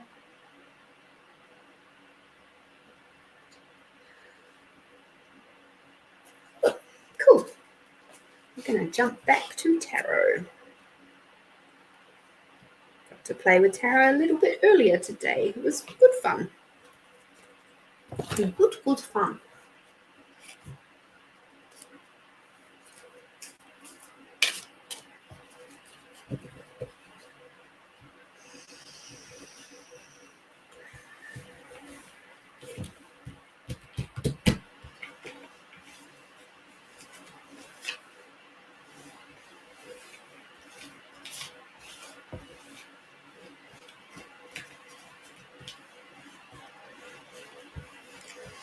So it's just doing a little bit of a shuffle.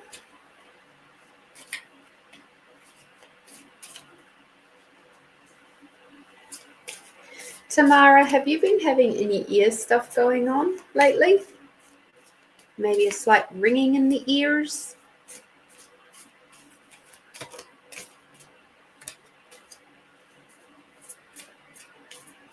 Because you might be finding that your team is trying to talk to you. I had that earlier this week where I was at a job and all of a sudden my ears went whoop, like it was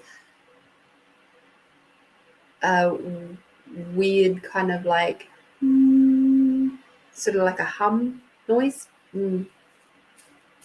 Yeah, cool. So yeah, that's your team trying to talk to you. So in those moments, I would just say, just take a breath and say, okay, what is it that I require to know right now? What is it that you're trying to show me and tell me? Because they are trying to come through to you a little bit louder at the minute. Amanda, good night. Thank you.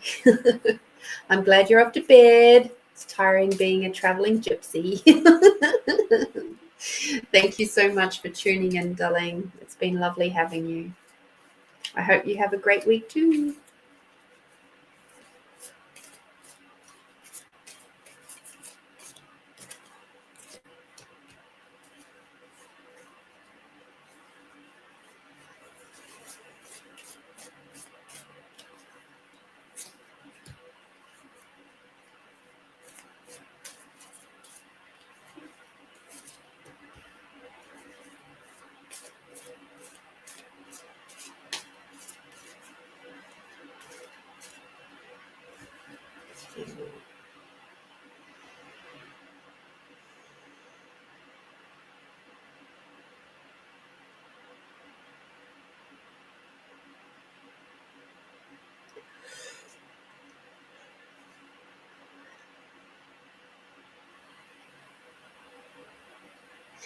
Tamara, this might be a bit weird, but do you know somebody like a Joe or a Jocelyn? Perhaps related back to your mum's mum, grandmother, your grandma. Josie, Jocelyn, something like that, because whoever it is wishing to come through, and just let's see what she has to say specifically.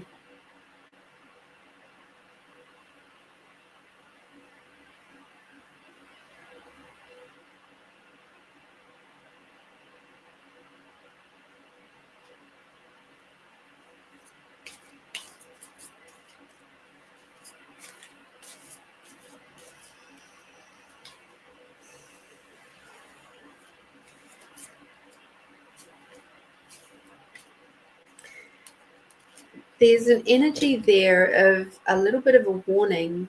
It's like she's asking you to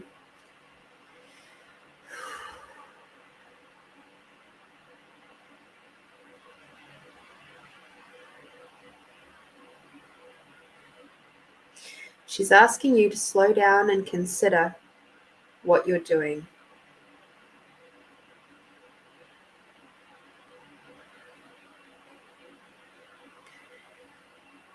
I'm just seeing / hearing there's a bigger plan afoot, and it's a vital time for you to allow it to come forward without trying to control it so much.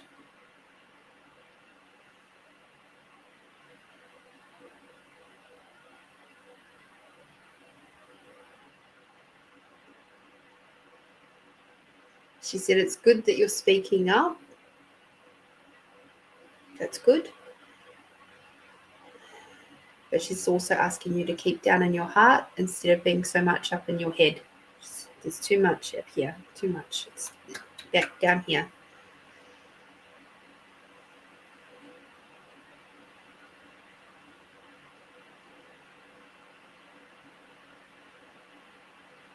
It's interesting. She's this lady who's coming through. She's she's a very, very strong lady, and she seems to be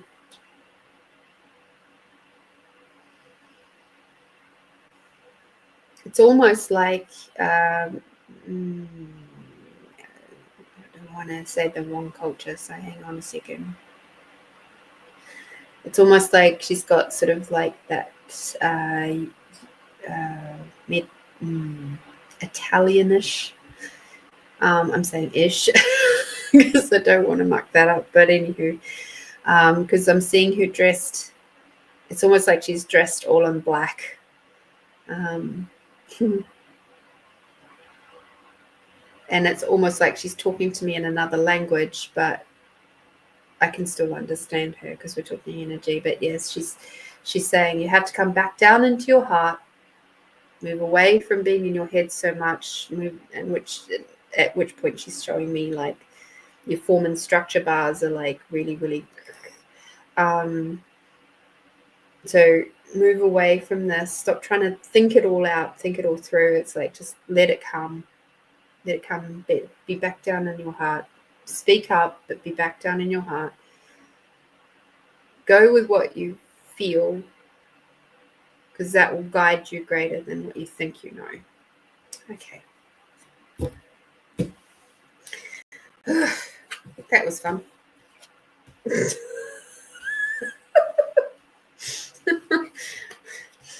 All right. Thanks, Grandma. Or Nonna, as the case may be. She seemed happier with Nonna, so we'll go with Nonna.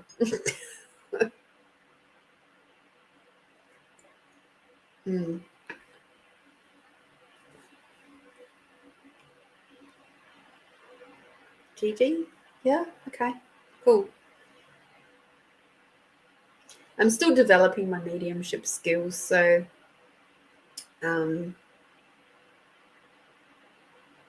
Gigi, Jade, Joe, Jocelyn. Yeah, I can see how that would work.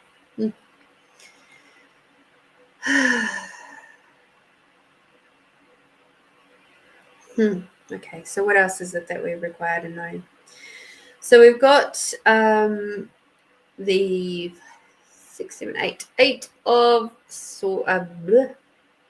wands, the 8 of wands.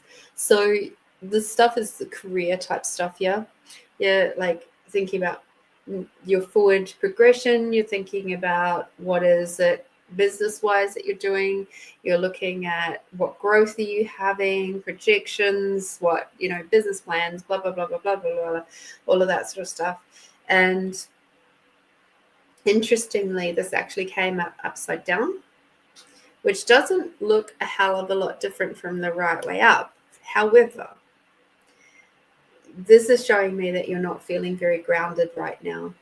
So it's time for you to reground, and then you'll be able to tackle this with a lot more ease because you're out of whack. As your grandmother said, you're up in your head, you're not in your heart. So it's time to get down, become. I don't think you were here when we did the weekly reading, and it's this week coming is all about slowing down, taking a breath, connecting in with your feminine polarity, your feminine flow, your divine feminine, grounding. Just slow shit down. This week is not about pushing ahead. It's not about that like masculine action energy this week. It is absolutely 100% about nurturing and nourishing you, your body, your everything. Okay, so the next thing that I'm getting is that if you don't like, this is just sort of like, this is showing me what you are, where you're at right now. Because the next one we've got is the 5, which is, in this case, I'm not seeing this as being a positive card. Sometimes this card can look a bit positive. It can look like a bunch of, kids just playing. But what I'm seeing here is this is not a bunch of kids playing. It's actually a bunch of kids fighting. And it's like there's that fight between the logical, reasonable, the 3D, and then there's the fight between that and your spiritual world. Like, how can I bring these two elements together so that they can work harmoniously? And it's like, this is just so out of whack for you right now. And you're getting bruised and battered through this internal conflict that is going on right now.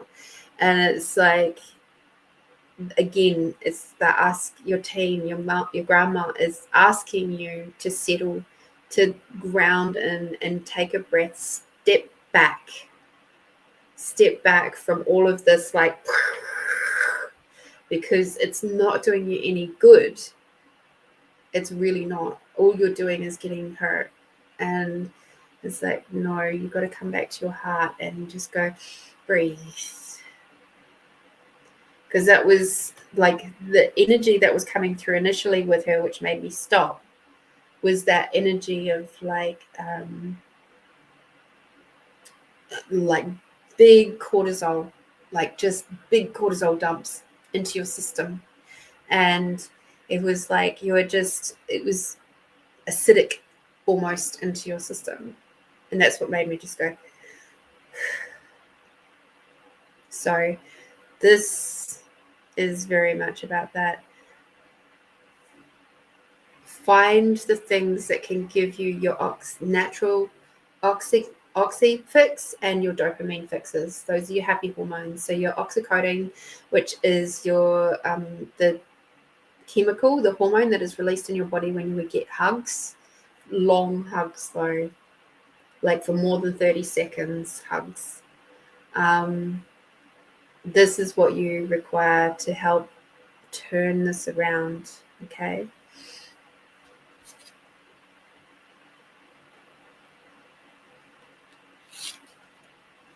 Okay, cool.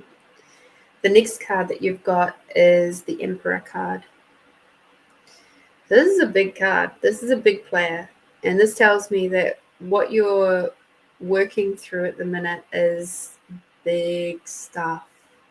And you're having to be like, it's like everything is shifted in your world. And you're having to be the ruler as such. You're having to be the one that is making all the choices and doing all the things and holding all the cards as such.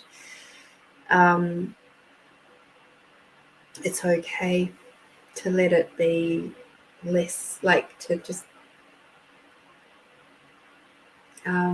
it's okay to allow yourself to soften and to call on for support. You don't have to be sitting up there all by yourself. I'm just catching some of your comments there. So feeling very ungrounded, still very much in the early stages of grief after losing my mum. So feeling a bit all over the place. Definitely. I've been through the business mind a lot this week though. Yes. Grief is a fucking bitch. Not gonna lie. And yeah, this card is definitely just saying it's okay to not have to be rigid. It's okay, because that's what I'm seeing in that card at the minute is just a lot of rigidity in your world, which shows me high stress, high cortisol, your blood pressure's probably a bit up at the moment. which if it stays up for too long, that's not good either. So it's time for you to take some space for you, some nurturing time for you. It is not selfish to do so. Just go, okay, everything else can just take a break. I'll come back to you in 24 hours. Detach from technology, do some yummy things for yourself. Maybe if you can afford it, go get a massage, and make it a nice, relaxing, full body massage. Have a bath if you've got a bath that you can access. I have even done things like when I've not had a bath, I've literally booked myself into a hotel with a spa bath. And I've nurtured and nourished myself that way because I'm like, I don't have a bath. So I'm going to make it happen, and I'll go find a hotel with a bath, and I'll just go and do that. And I'll sit around in my dressing gown and I'll jump in and out of the bath a few times because I'm not someone that likes to sit in a bath for a really long time. I'm like a maybe 20-30 minute bath person, and I'll jump out and then maybe I'll jump back in an hour. If the bath is still nice and warm, cool, great. And if you have one of those nice rooms with a nice big spa bath, yeah, the water stays warm for ages. So that's just little things that you can do. Obviously, you can get out into nature. Definitely do that. That's something free you can do. It doesn't have to be about spending money. It doesn't have to be. But it is about making that conscious effort to come back to you. Because the thing is, the cortisol running through your system is what's making you so tired as well. I know. And it takes concerted effort to settle all that down. Okay. You haven't had a lot of time to yourself over the last 3 weeks. Yeah. I get it. I absolutely do. So sending you so much love, because this is a vital time for you to just do things a little bit differently now. Okay, you've done the major part of what was required, and now this lunar eclipse is telling you it's time. It's time to just relax, to calm. Rick has a really good idea, a good suggestion, even just walking, appreciating people's gardens. Yeah, go for a walk around the block. Something I do when I'm out walking and around suburbs where people have gardens. Quite often I'll just reach out and I'll brush my hands along the hedges or the trees as they come by, or that sort of thing.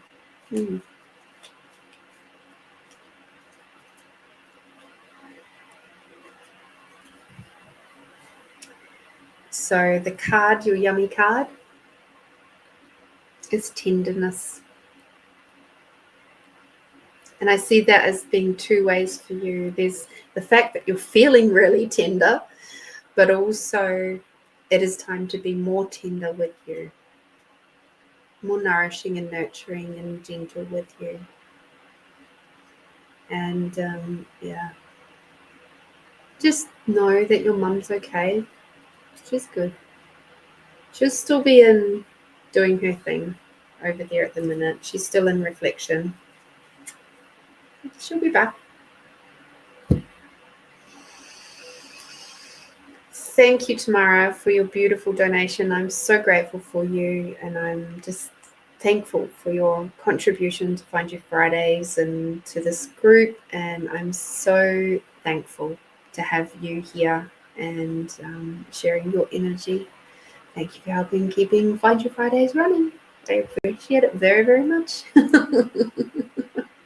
And I hope that helped. I hope that helped a little.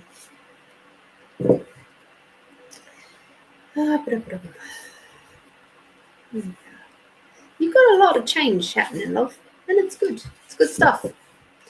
And all the energies that are around at the moment are supporting you. So that's a big part of why these energies of the eclipse is going to be really valuable for you as well, due to the fact that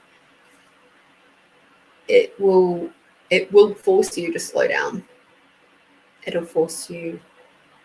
So don't be surprised if, technology stuff goes a bit wobbly and makes you sort of have to stop and wait and be patient and do those sorts of things. It's like there's gonna be plenty of those moments coming up, and it's okay. All right, my loves, we are going to do, I'll just double check on the other side. Yep. Cool. Fantastic. We are going to do a round of poetry. Yes! I don't think we got to do that really last week, so I'm looking forward to that. So before we do the poetry side of things, we are going to do our expanding out, because I love it when I get to do expanding out with you guys before we do the poetry side. And the reason is it because it takes you beyond your everyday, and it allows you to perceive the possibilities of what is going to create the most for you from a more collective overview point of view. So take a big deep breath, everybody. And letting it out. Taking another big deep breath, bringing Mother Earth energy all the way up through your body. And as you breathe out, bringing Father Sky energy all the way down. Bringing Mother Earth and the unconditional love all the way up. And Father Sky and the gratitude for everything and everyone all the way down. Now expanding out your awareness in a big bubble all around you. Expanding out, up into the sky and down into the earth. Expanding out your awareness, out beyond the size of the building that you're in. Out beyond the size of the country that you're on. Expanding out your awareness, out beyond the size of the planet.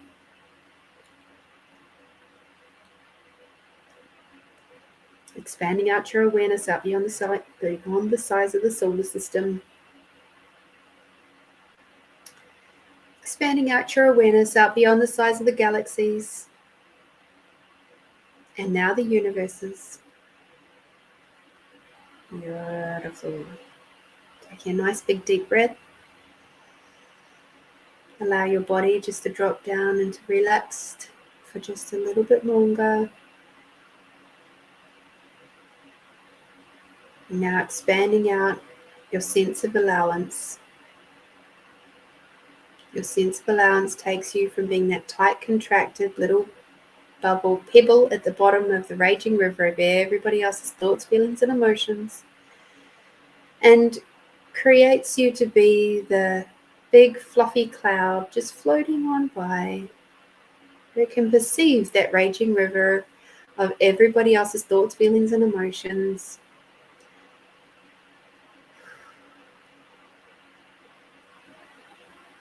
And you can see it for exactly what it is. It's just energy.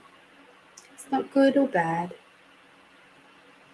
It's just energy, and you now have the choice to respond to that or not. You just float on by. And that is totally a choice as well.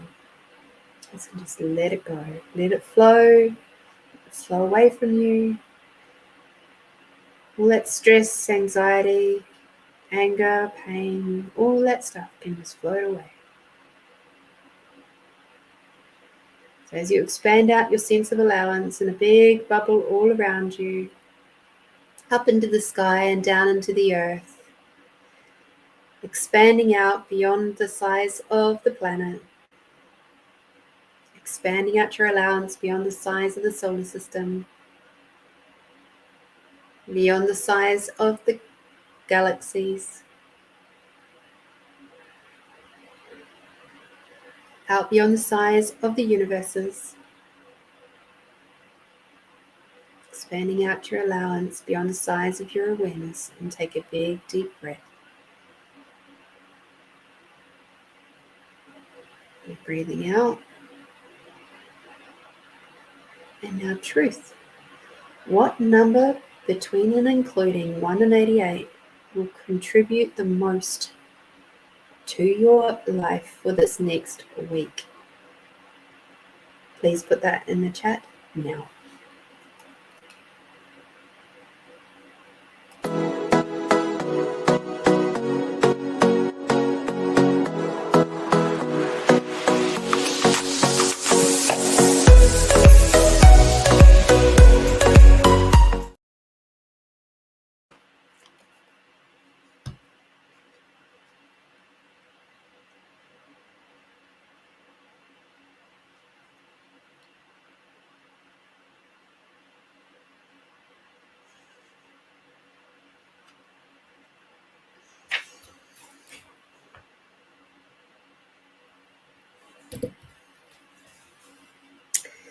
Cool, Melinda.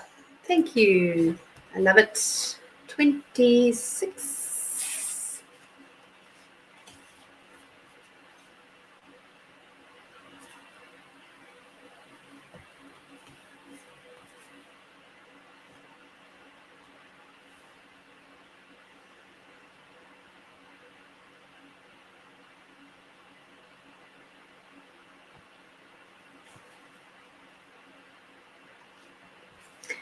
Alrighty.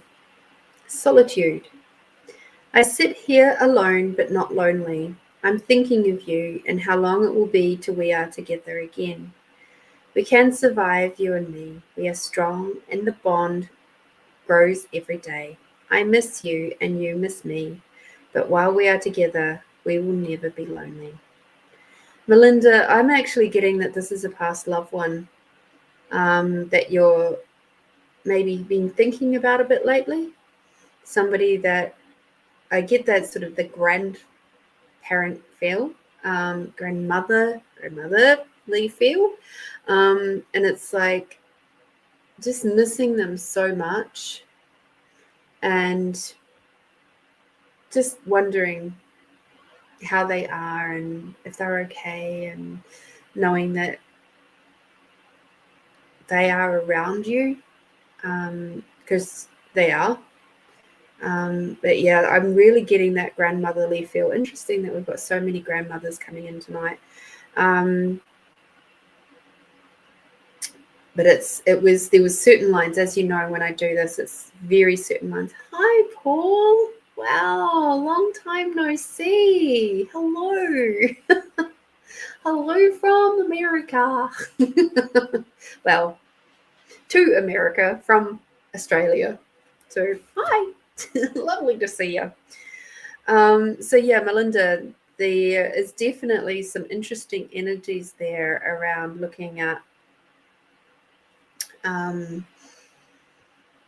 connecting in with your team, but also specifically this grandmotherly thing.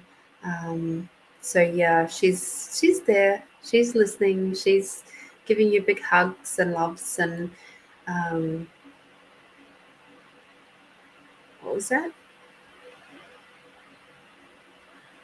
She said, "Don't wish to be with me too soon. You've got plenty more to do yet." And so, isn't that fun?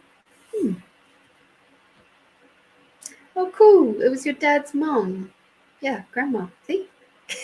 I was talking to her the other day. Thank you. You're welcome. I just love how this shit works. I really do. Catherine has 21. Let's have a look at 21. What is 21?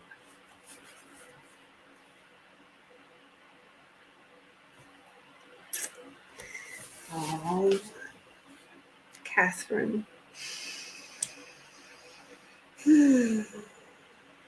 Tears. In these days of my life, I want everything to remain, not get worse. No more wars, no more loss, no more heartache. I desire peace, happiness, and laughter. I wish for companionship and harmony. In my time, I see so much hurt and sadness. I wish to take it all away, put it in a package, and never see it again. So then everyone would be happy and never have to see the tears of sadness again. Whew, Catherine, that's some big stuff. That's some heavy stuff. And I'm going to read the little blurb at the bottom because I get that this is actually, and it's a one sentence, and it says, a reflective piece which hints at my healing abilities. So, Catherine, what I would say here is that this is very much the same for you. Hi, Edwina. Of course, Edwina. Expand out first. And Paul, if you want to expand out, expanding out your awareness quickly. It's been a while for you, Paul, but expanding out your awareness out beyond the universes. And now expanding out your allowance, Edwina, out beyond your awareness. Then I'll ask you the question, Truth, what number will be of the greatest contribution to you for this next week between and including 1 and 88? What number pops into your head, please? Put it in the chat.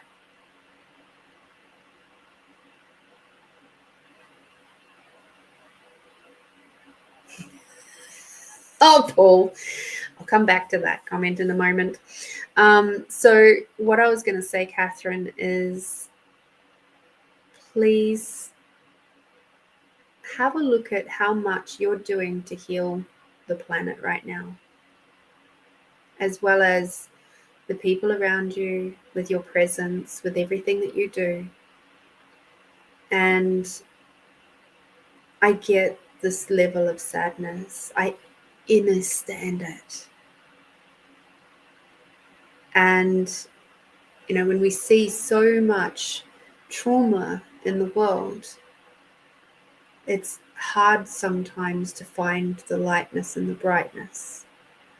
When we see wars and flooding and all of the horrible things that people do to each other, it's hard.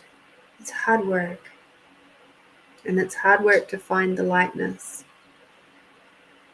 So what I'm really getting for you right now is to just have a bit more of a focus on the things that are light and bright. Find a little bit more of those things that are uplifting to you and warming to your heart, because this world is not all bad. And you have a great capacity for connecting with Earth, to contribute to Earth, and to contribute to the inhabitants of Earth. That's why Bali is so lovely for you.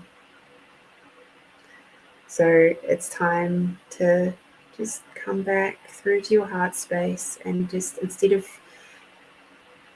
doing the hurt stuff, find the things, fill up your cup some more, okay? Do the light things. Paul says, wish me luck. Thank you so much for Thank you so much, Catherine, for playing. I'm so grateful for you. And yeah, I wish you luck. Wish me luck, Lorene. My Aunt Betsy is coming on Tuesday. She will be moving in with me. Oh man, she is a holy roller. Well, wish me luck. I wish you luck. Oh dear.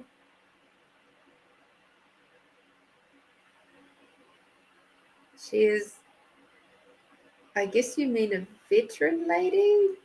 And no meat man. Wow. I didn't understand that. Sorry. Paul, you're going to have to reword your sentence so I can understand it in English. Thanks. Oh, dear. Edwina has chosen number 4.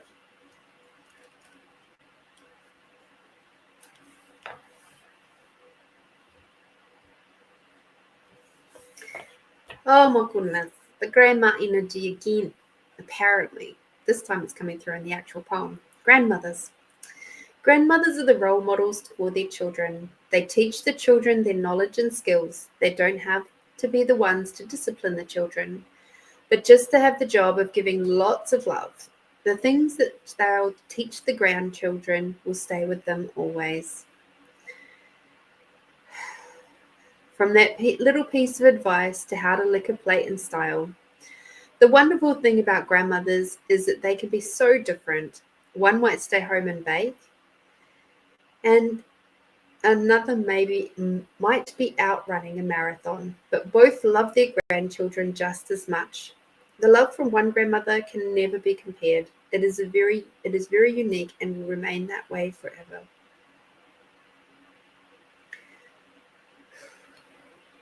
Edwina, this is a nudge to, if your grandparents are still alive, please check in with them.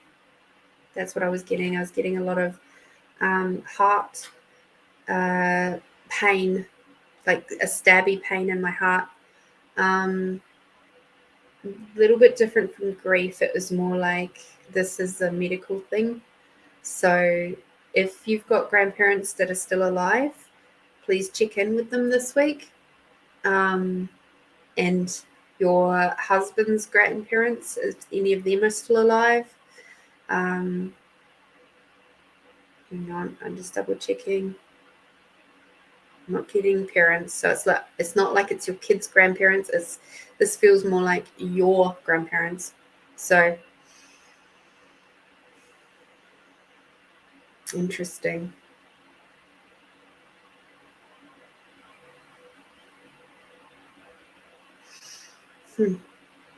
Hopefully that's okay. And if any of them are being secret squirrels about having any sort of, they might be thinking that they've got a bit of reflux going on. But I get the sense it's actually a lot more serious than that. And if any of them say, oh, it's just a bit of reflux, a bit of heartburn, tell them to go off and get it checked out, please. Okay, it's a bit more serious than that. Okay. Paul. Before. Cool. Yay, Catherine, I'm glad you've been focusing on joy. Keep going. Joy, gratitude. Keep finding those little moments as well as the big ones. Okay. Melinda, good night all. Had a busy day at work and I can hear my bed calling me. Have a beautiful rest of the evening and full moon. Thanks and hugs to you all. Hugs to you too, Melinda. Mwah. I adore you.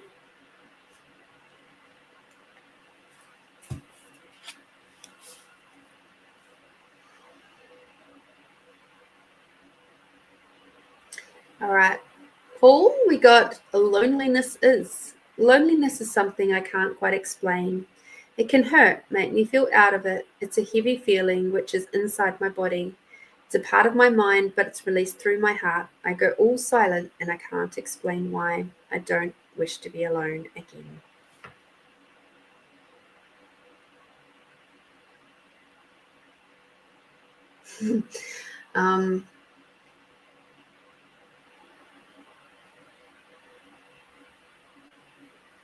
Interesting, Edwina. So, out of all of that, who had the heart condition? Because, yeah, obviously, whoever it is that had the heart condition is trying to get your attention. And if that's the case, sorry, Paul, I'll come back to you in a moment. And if that's the case, hang on, shit, come back.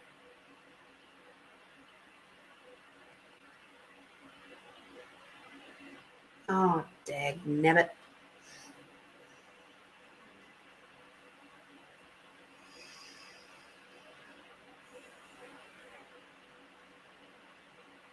Okay, so there is the awareness there that they thought it was heartburn, but it wasn't.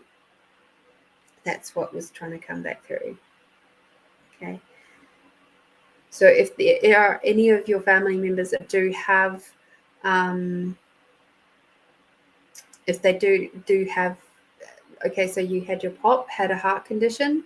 So that could, hang on, I'm not going to guess. I'm not going to assume. I'm not going to guess. I'm just asking why he's coming through.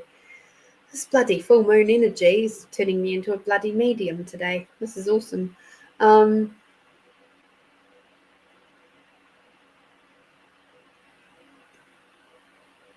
Okay, why are you coming through, Bob? What is it that you wish to pass on? What message?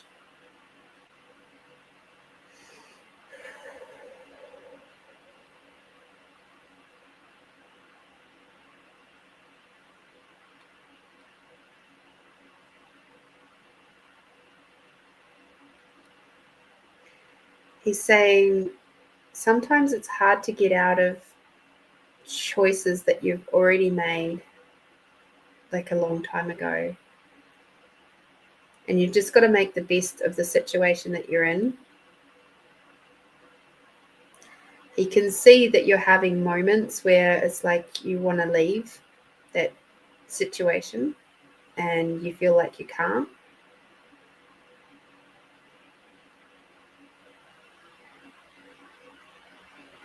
And it's almost like he's saying it's, even though you feel like you can't, and you probably won't because of that,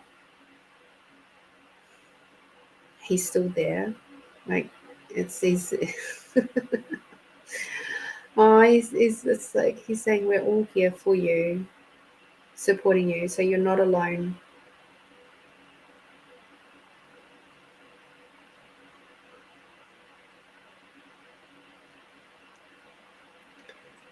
And now, interestingly, the way that this energy is reading, I'm actually hearing it in Māori, even though I know you've got island, but not Māori. It's kia kaha, which is stand strong.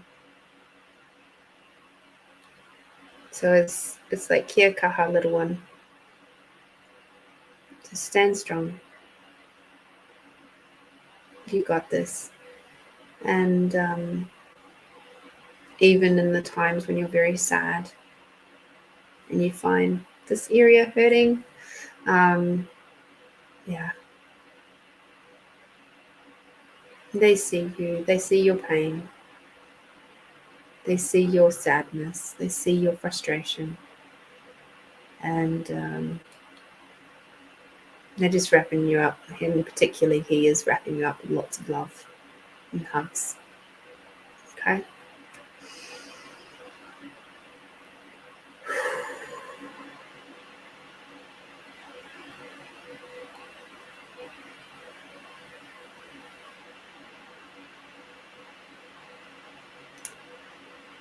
Yeah.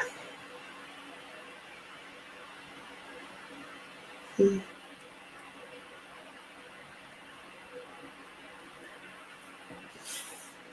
All right. Paul. Hi. Back to you again. Loneliness is something I can't quite explain. It can hurt, make me feel out of it. It's a heavy feeling which is inside my body. It's a part of my mind, but it's released through my heart. I go all silent. I can't explain why. I don't wish to be alone again.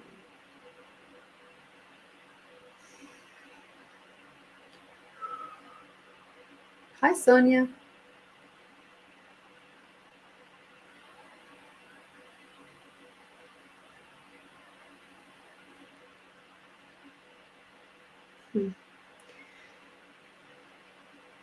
Paul, even I know that there's, oh God, now we've got the song coming into my head again. Oh dear, was it Three Dog Night? Is that the one? One is the loneliest number that there'll ever be. I think that was Three Dog Night. Whatever, whoever it was that lovely band from back in the day. It's that whole element, that whole indication of you can be in a crowded room and still feel like the loneliest person in the world. What I'm really seeing with that one is that there's a space that you are requiring to develop of self-love, of not feeling like it's not even a self-confidence thing that comes along with it, but it's like there's a space of love and unconditional love that you require to be for you, so that you can open that out, heal your body from your aches and pains, and be able to do things like support your Aunt Betsy coming to live with you, but do it in a much more calm, conscious way. I get that her coming to live with you is going to be a challenge for you, because she's bringing with her a lot of projections and expectations of what it means to live life. And it's not really about you. She's a lot about her. That's what I'm picking up on at the moment. And also what I'm picking up on is a lot of tension up through your shoulders and your neck. It's like instantly this part is just gone freaking rock hard. And I'm just like wanting to just stretch it out. So be aware of you carrying too much tension and stress in your shoulders. This is going to teach you some boundaries, but it's also going to encourage you to look at your own shit. So her coming to stay or live with you is a good thing, even though it's going to be challenging. Okay? So enjoy. This is going to be some big, beautiful spiritual growth for you.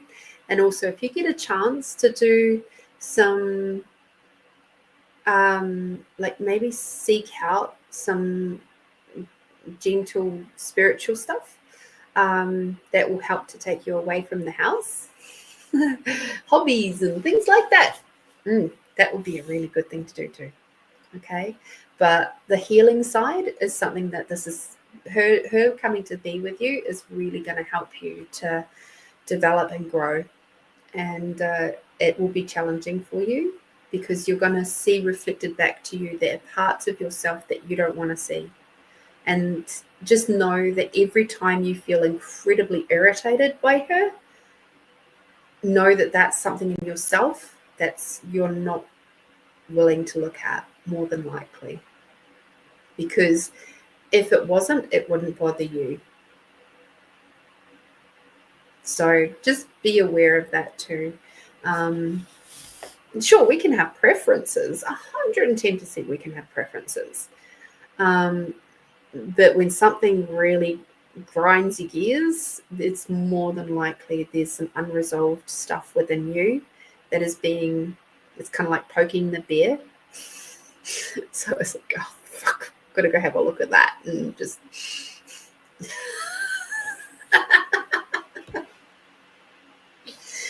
Oh, dear.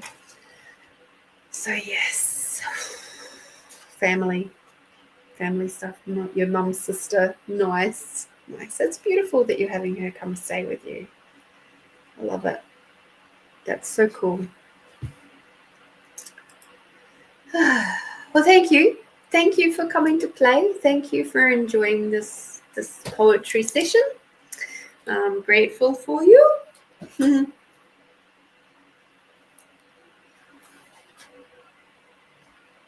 And now we're going to move into meditation.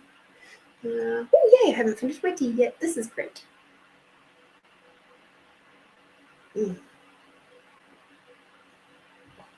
Thank you, Paul. I'm grateful for you too.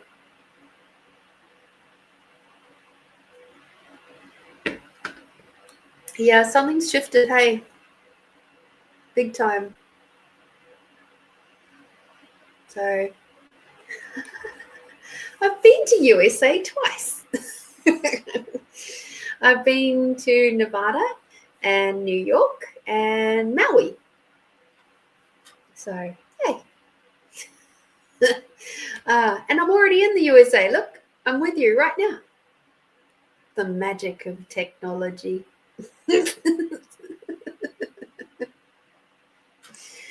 Yes, the magic of technology. I enjoyed Nevada. I did. Reno. It was awesome. I was there in Christmas time, 2009. It was funny. I was just talking with a friend about when I was over there. That was when you guys had the shoe bomber had come through and done their thing like about a week before I flew over. And then while I was there, the underpants bomber decided to make an appearance. So as a result, we were like patted down a lot, and way more than what you would normally be. And it was the weirdest thing. Like I was in Nevada and getting ready to take my first flight over to New York, and and we all had to line up at the boarding gate. We'd all been through security. We'd done all our checks and all the things, security, X-rays, rah rah rah, and we all had to line up. And then they patted us all down again. And it was just like, are you serious? Like, this is a bit OTT. And the worst part was, or the funniest rather, part was, is the lady who had patted me down at the security gates was the same one who did me at the bloody boarding gate. I'm like, you've already done me once. Oh dear. So funny. Funny. It is awesome. There is something that I wish to do before I do our. Okay. What is this? What is this tugging at me? Okay, thank you.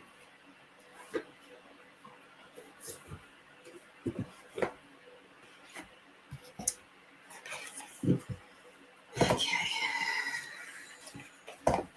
Gotta follow the energies, don't we? So this is to do with our session, our meditation.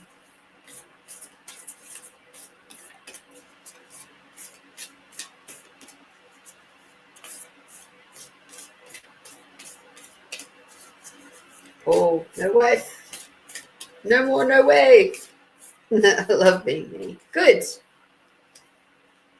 But there's obviously some extra stuff in there that is asking to come through. So extra levels of unconditional love for you, like for you, with you, that sort of thing. Okay.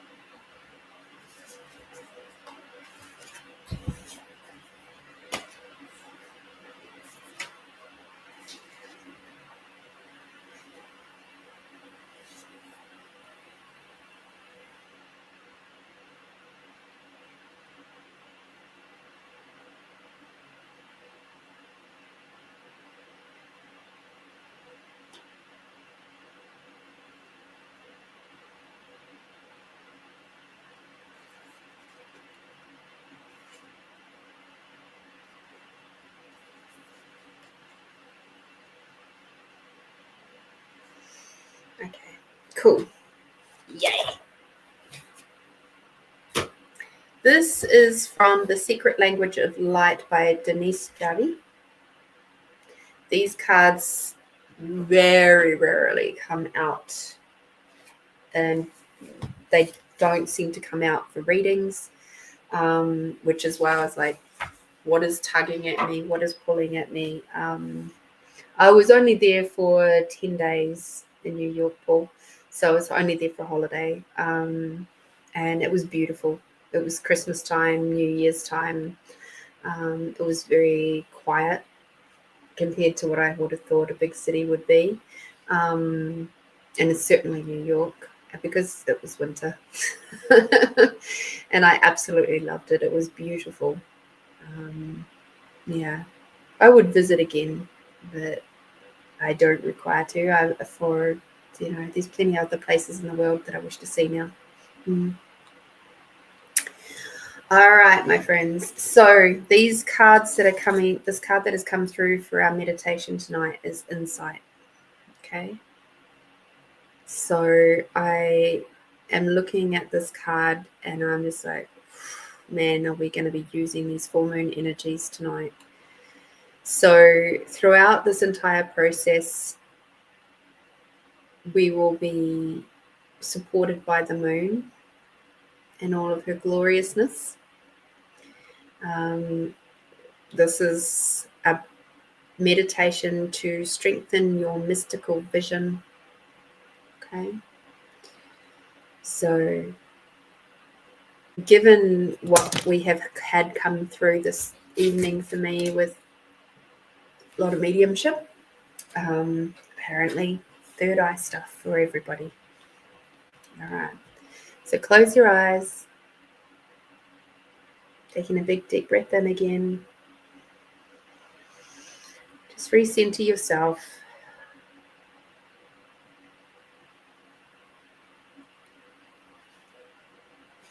And obviously you guys can't put your hand on the card, so I'll do that for you.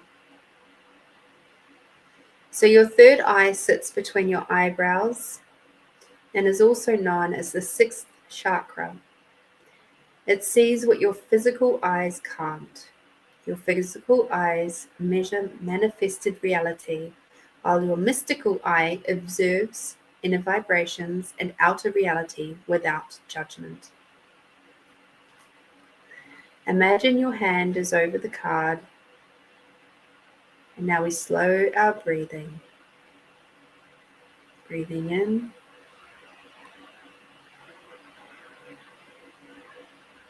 Hold. And breathing out. Hold. Breathing in.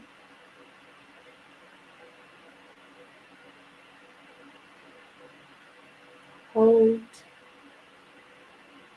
Breathing out.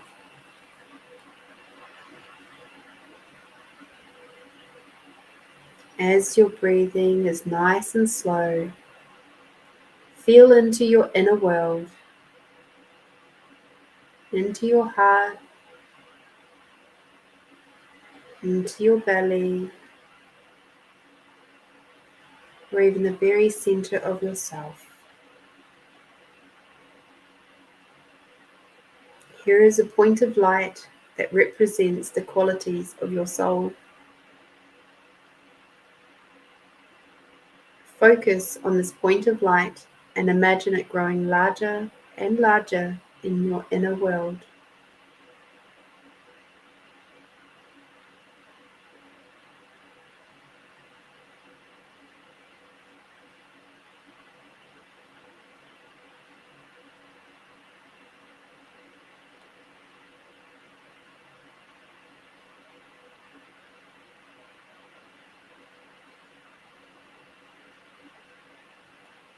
And now direct your light to your third eye. Imagine that you have curtains over your inner eye that you can open and close at will.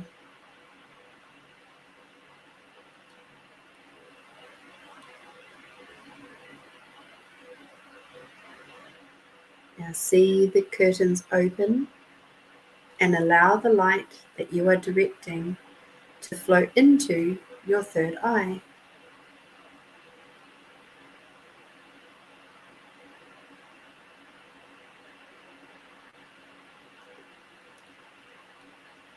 Follow the light as it moves through the gateway of your inner knowing. Allow yourself to move deeper and deeper into your wisdom.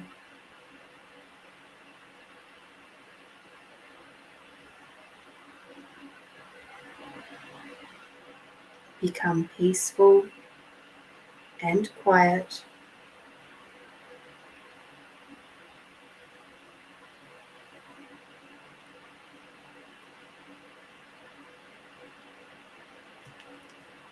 From this stillness, be open to the layers of wisdom that flow from your soul.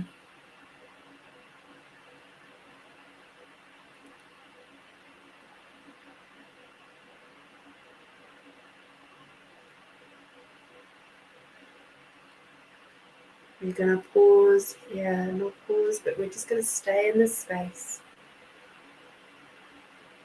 for a week, about a minute.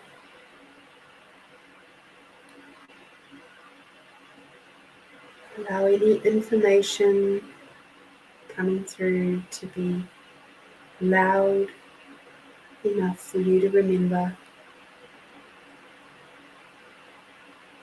You may just see colors, you may see images, you may hear things. And as you're here, the beautiful full moon, this beautiful blood moon, is flowing all over you, helping to soothe your outer layers,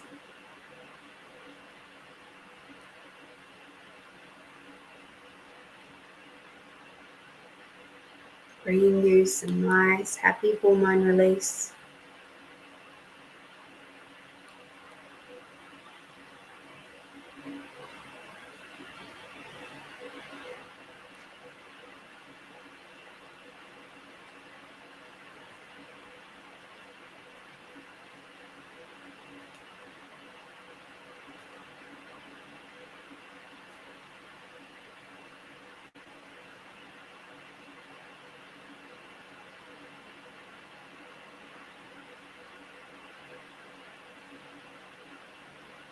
Okay, when you're ready, now focus on your physical body once more and breathe your soul wisdom into your life. A big deep breath in and feel that soul wisdom flowing out of your third eye, down through into your heart, down through into your belly, or wherever else your life wisdom is, your light, your inner world, wherever that is residing for you.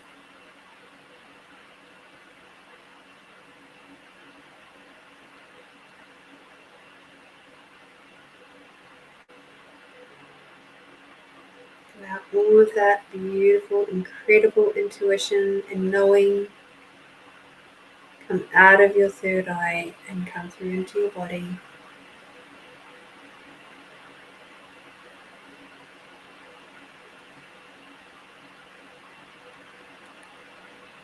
And now close the curtains over your third eye. Take a big deep breath in.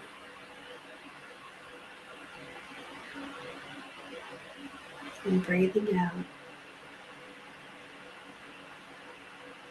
Taking a big deep breath in, bringing Mother Earth all the way up through your body. And breathing out, bringing Father Sky energy all the way down. Bring Mother Earth and the unconditional love all the way up. And Father Sky and the gratitude for everything and everyone all the way down.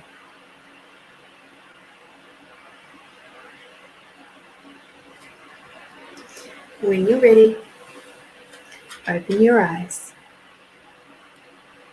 Have a little drink of water.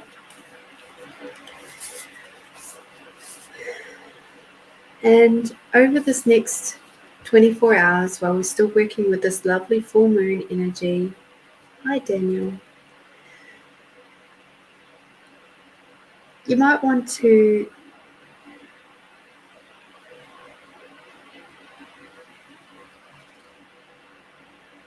do a couple of things.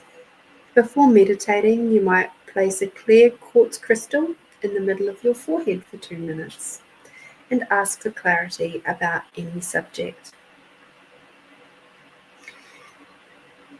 You might like to do some journal work. You might like to start a symbol dictionary in your journal. Write down any sign you may receive with a quick explanation of what it means to you. There are universal symbols like and Ankh that mean similar things around the world, but most symbols will be personal to you. For instance, if I see a snake, I know I'm about to shed an old belief. I have no fear of snakes, and I see it as a positive sign that I am creating a path of my heart. For someone who is fearful of snakes, it might be a symbol of old fears that are still active in them. And something a little fun that you might like to have a look at is when your phone rings, before you look at the caller, bring a name to mind and see if it matches. So that's a bit of a fun one. All right.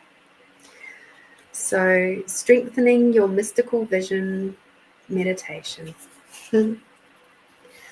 So please get out there, do something tasty for yourself over the weekend and for this week to come. Remember to be gentle, be calm.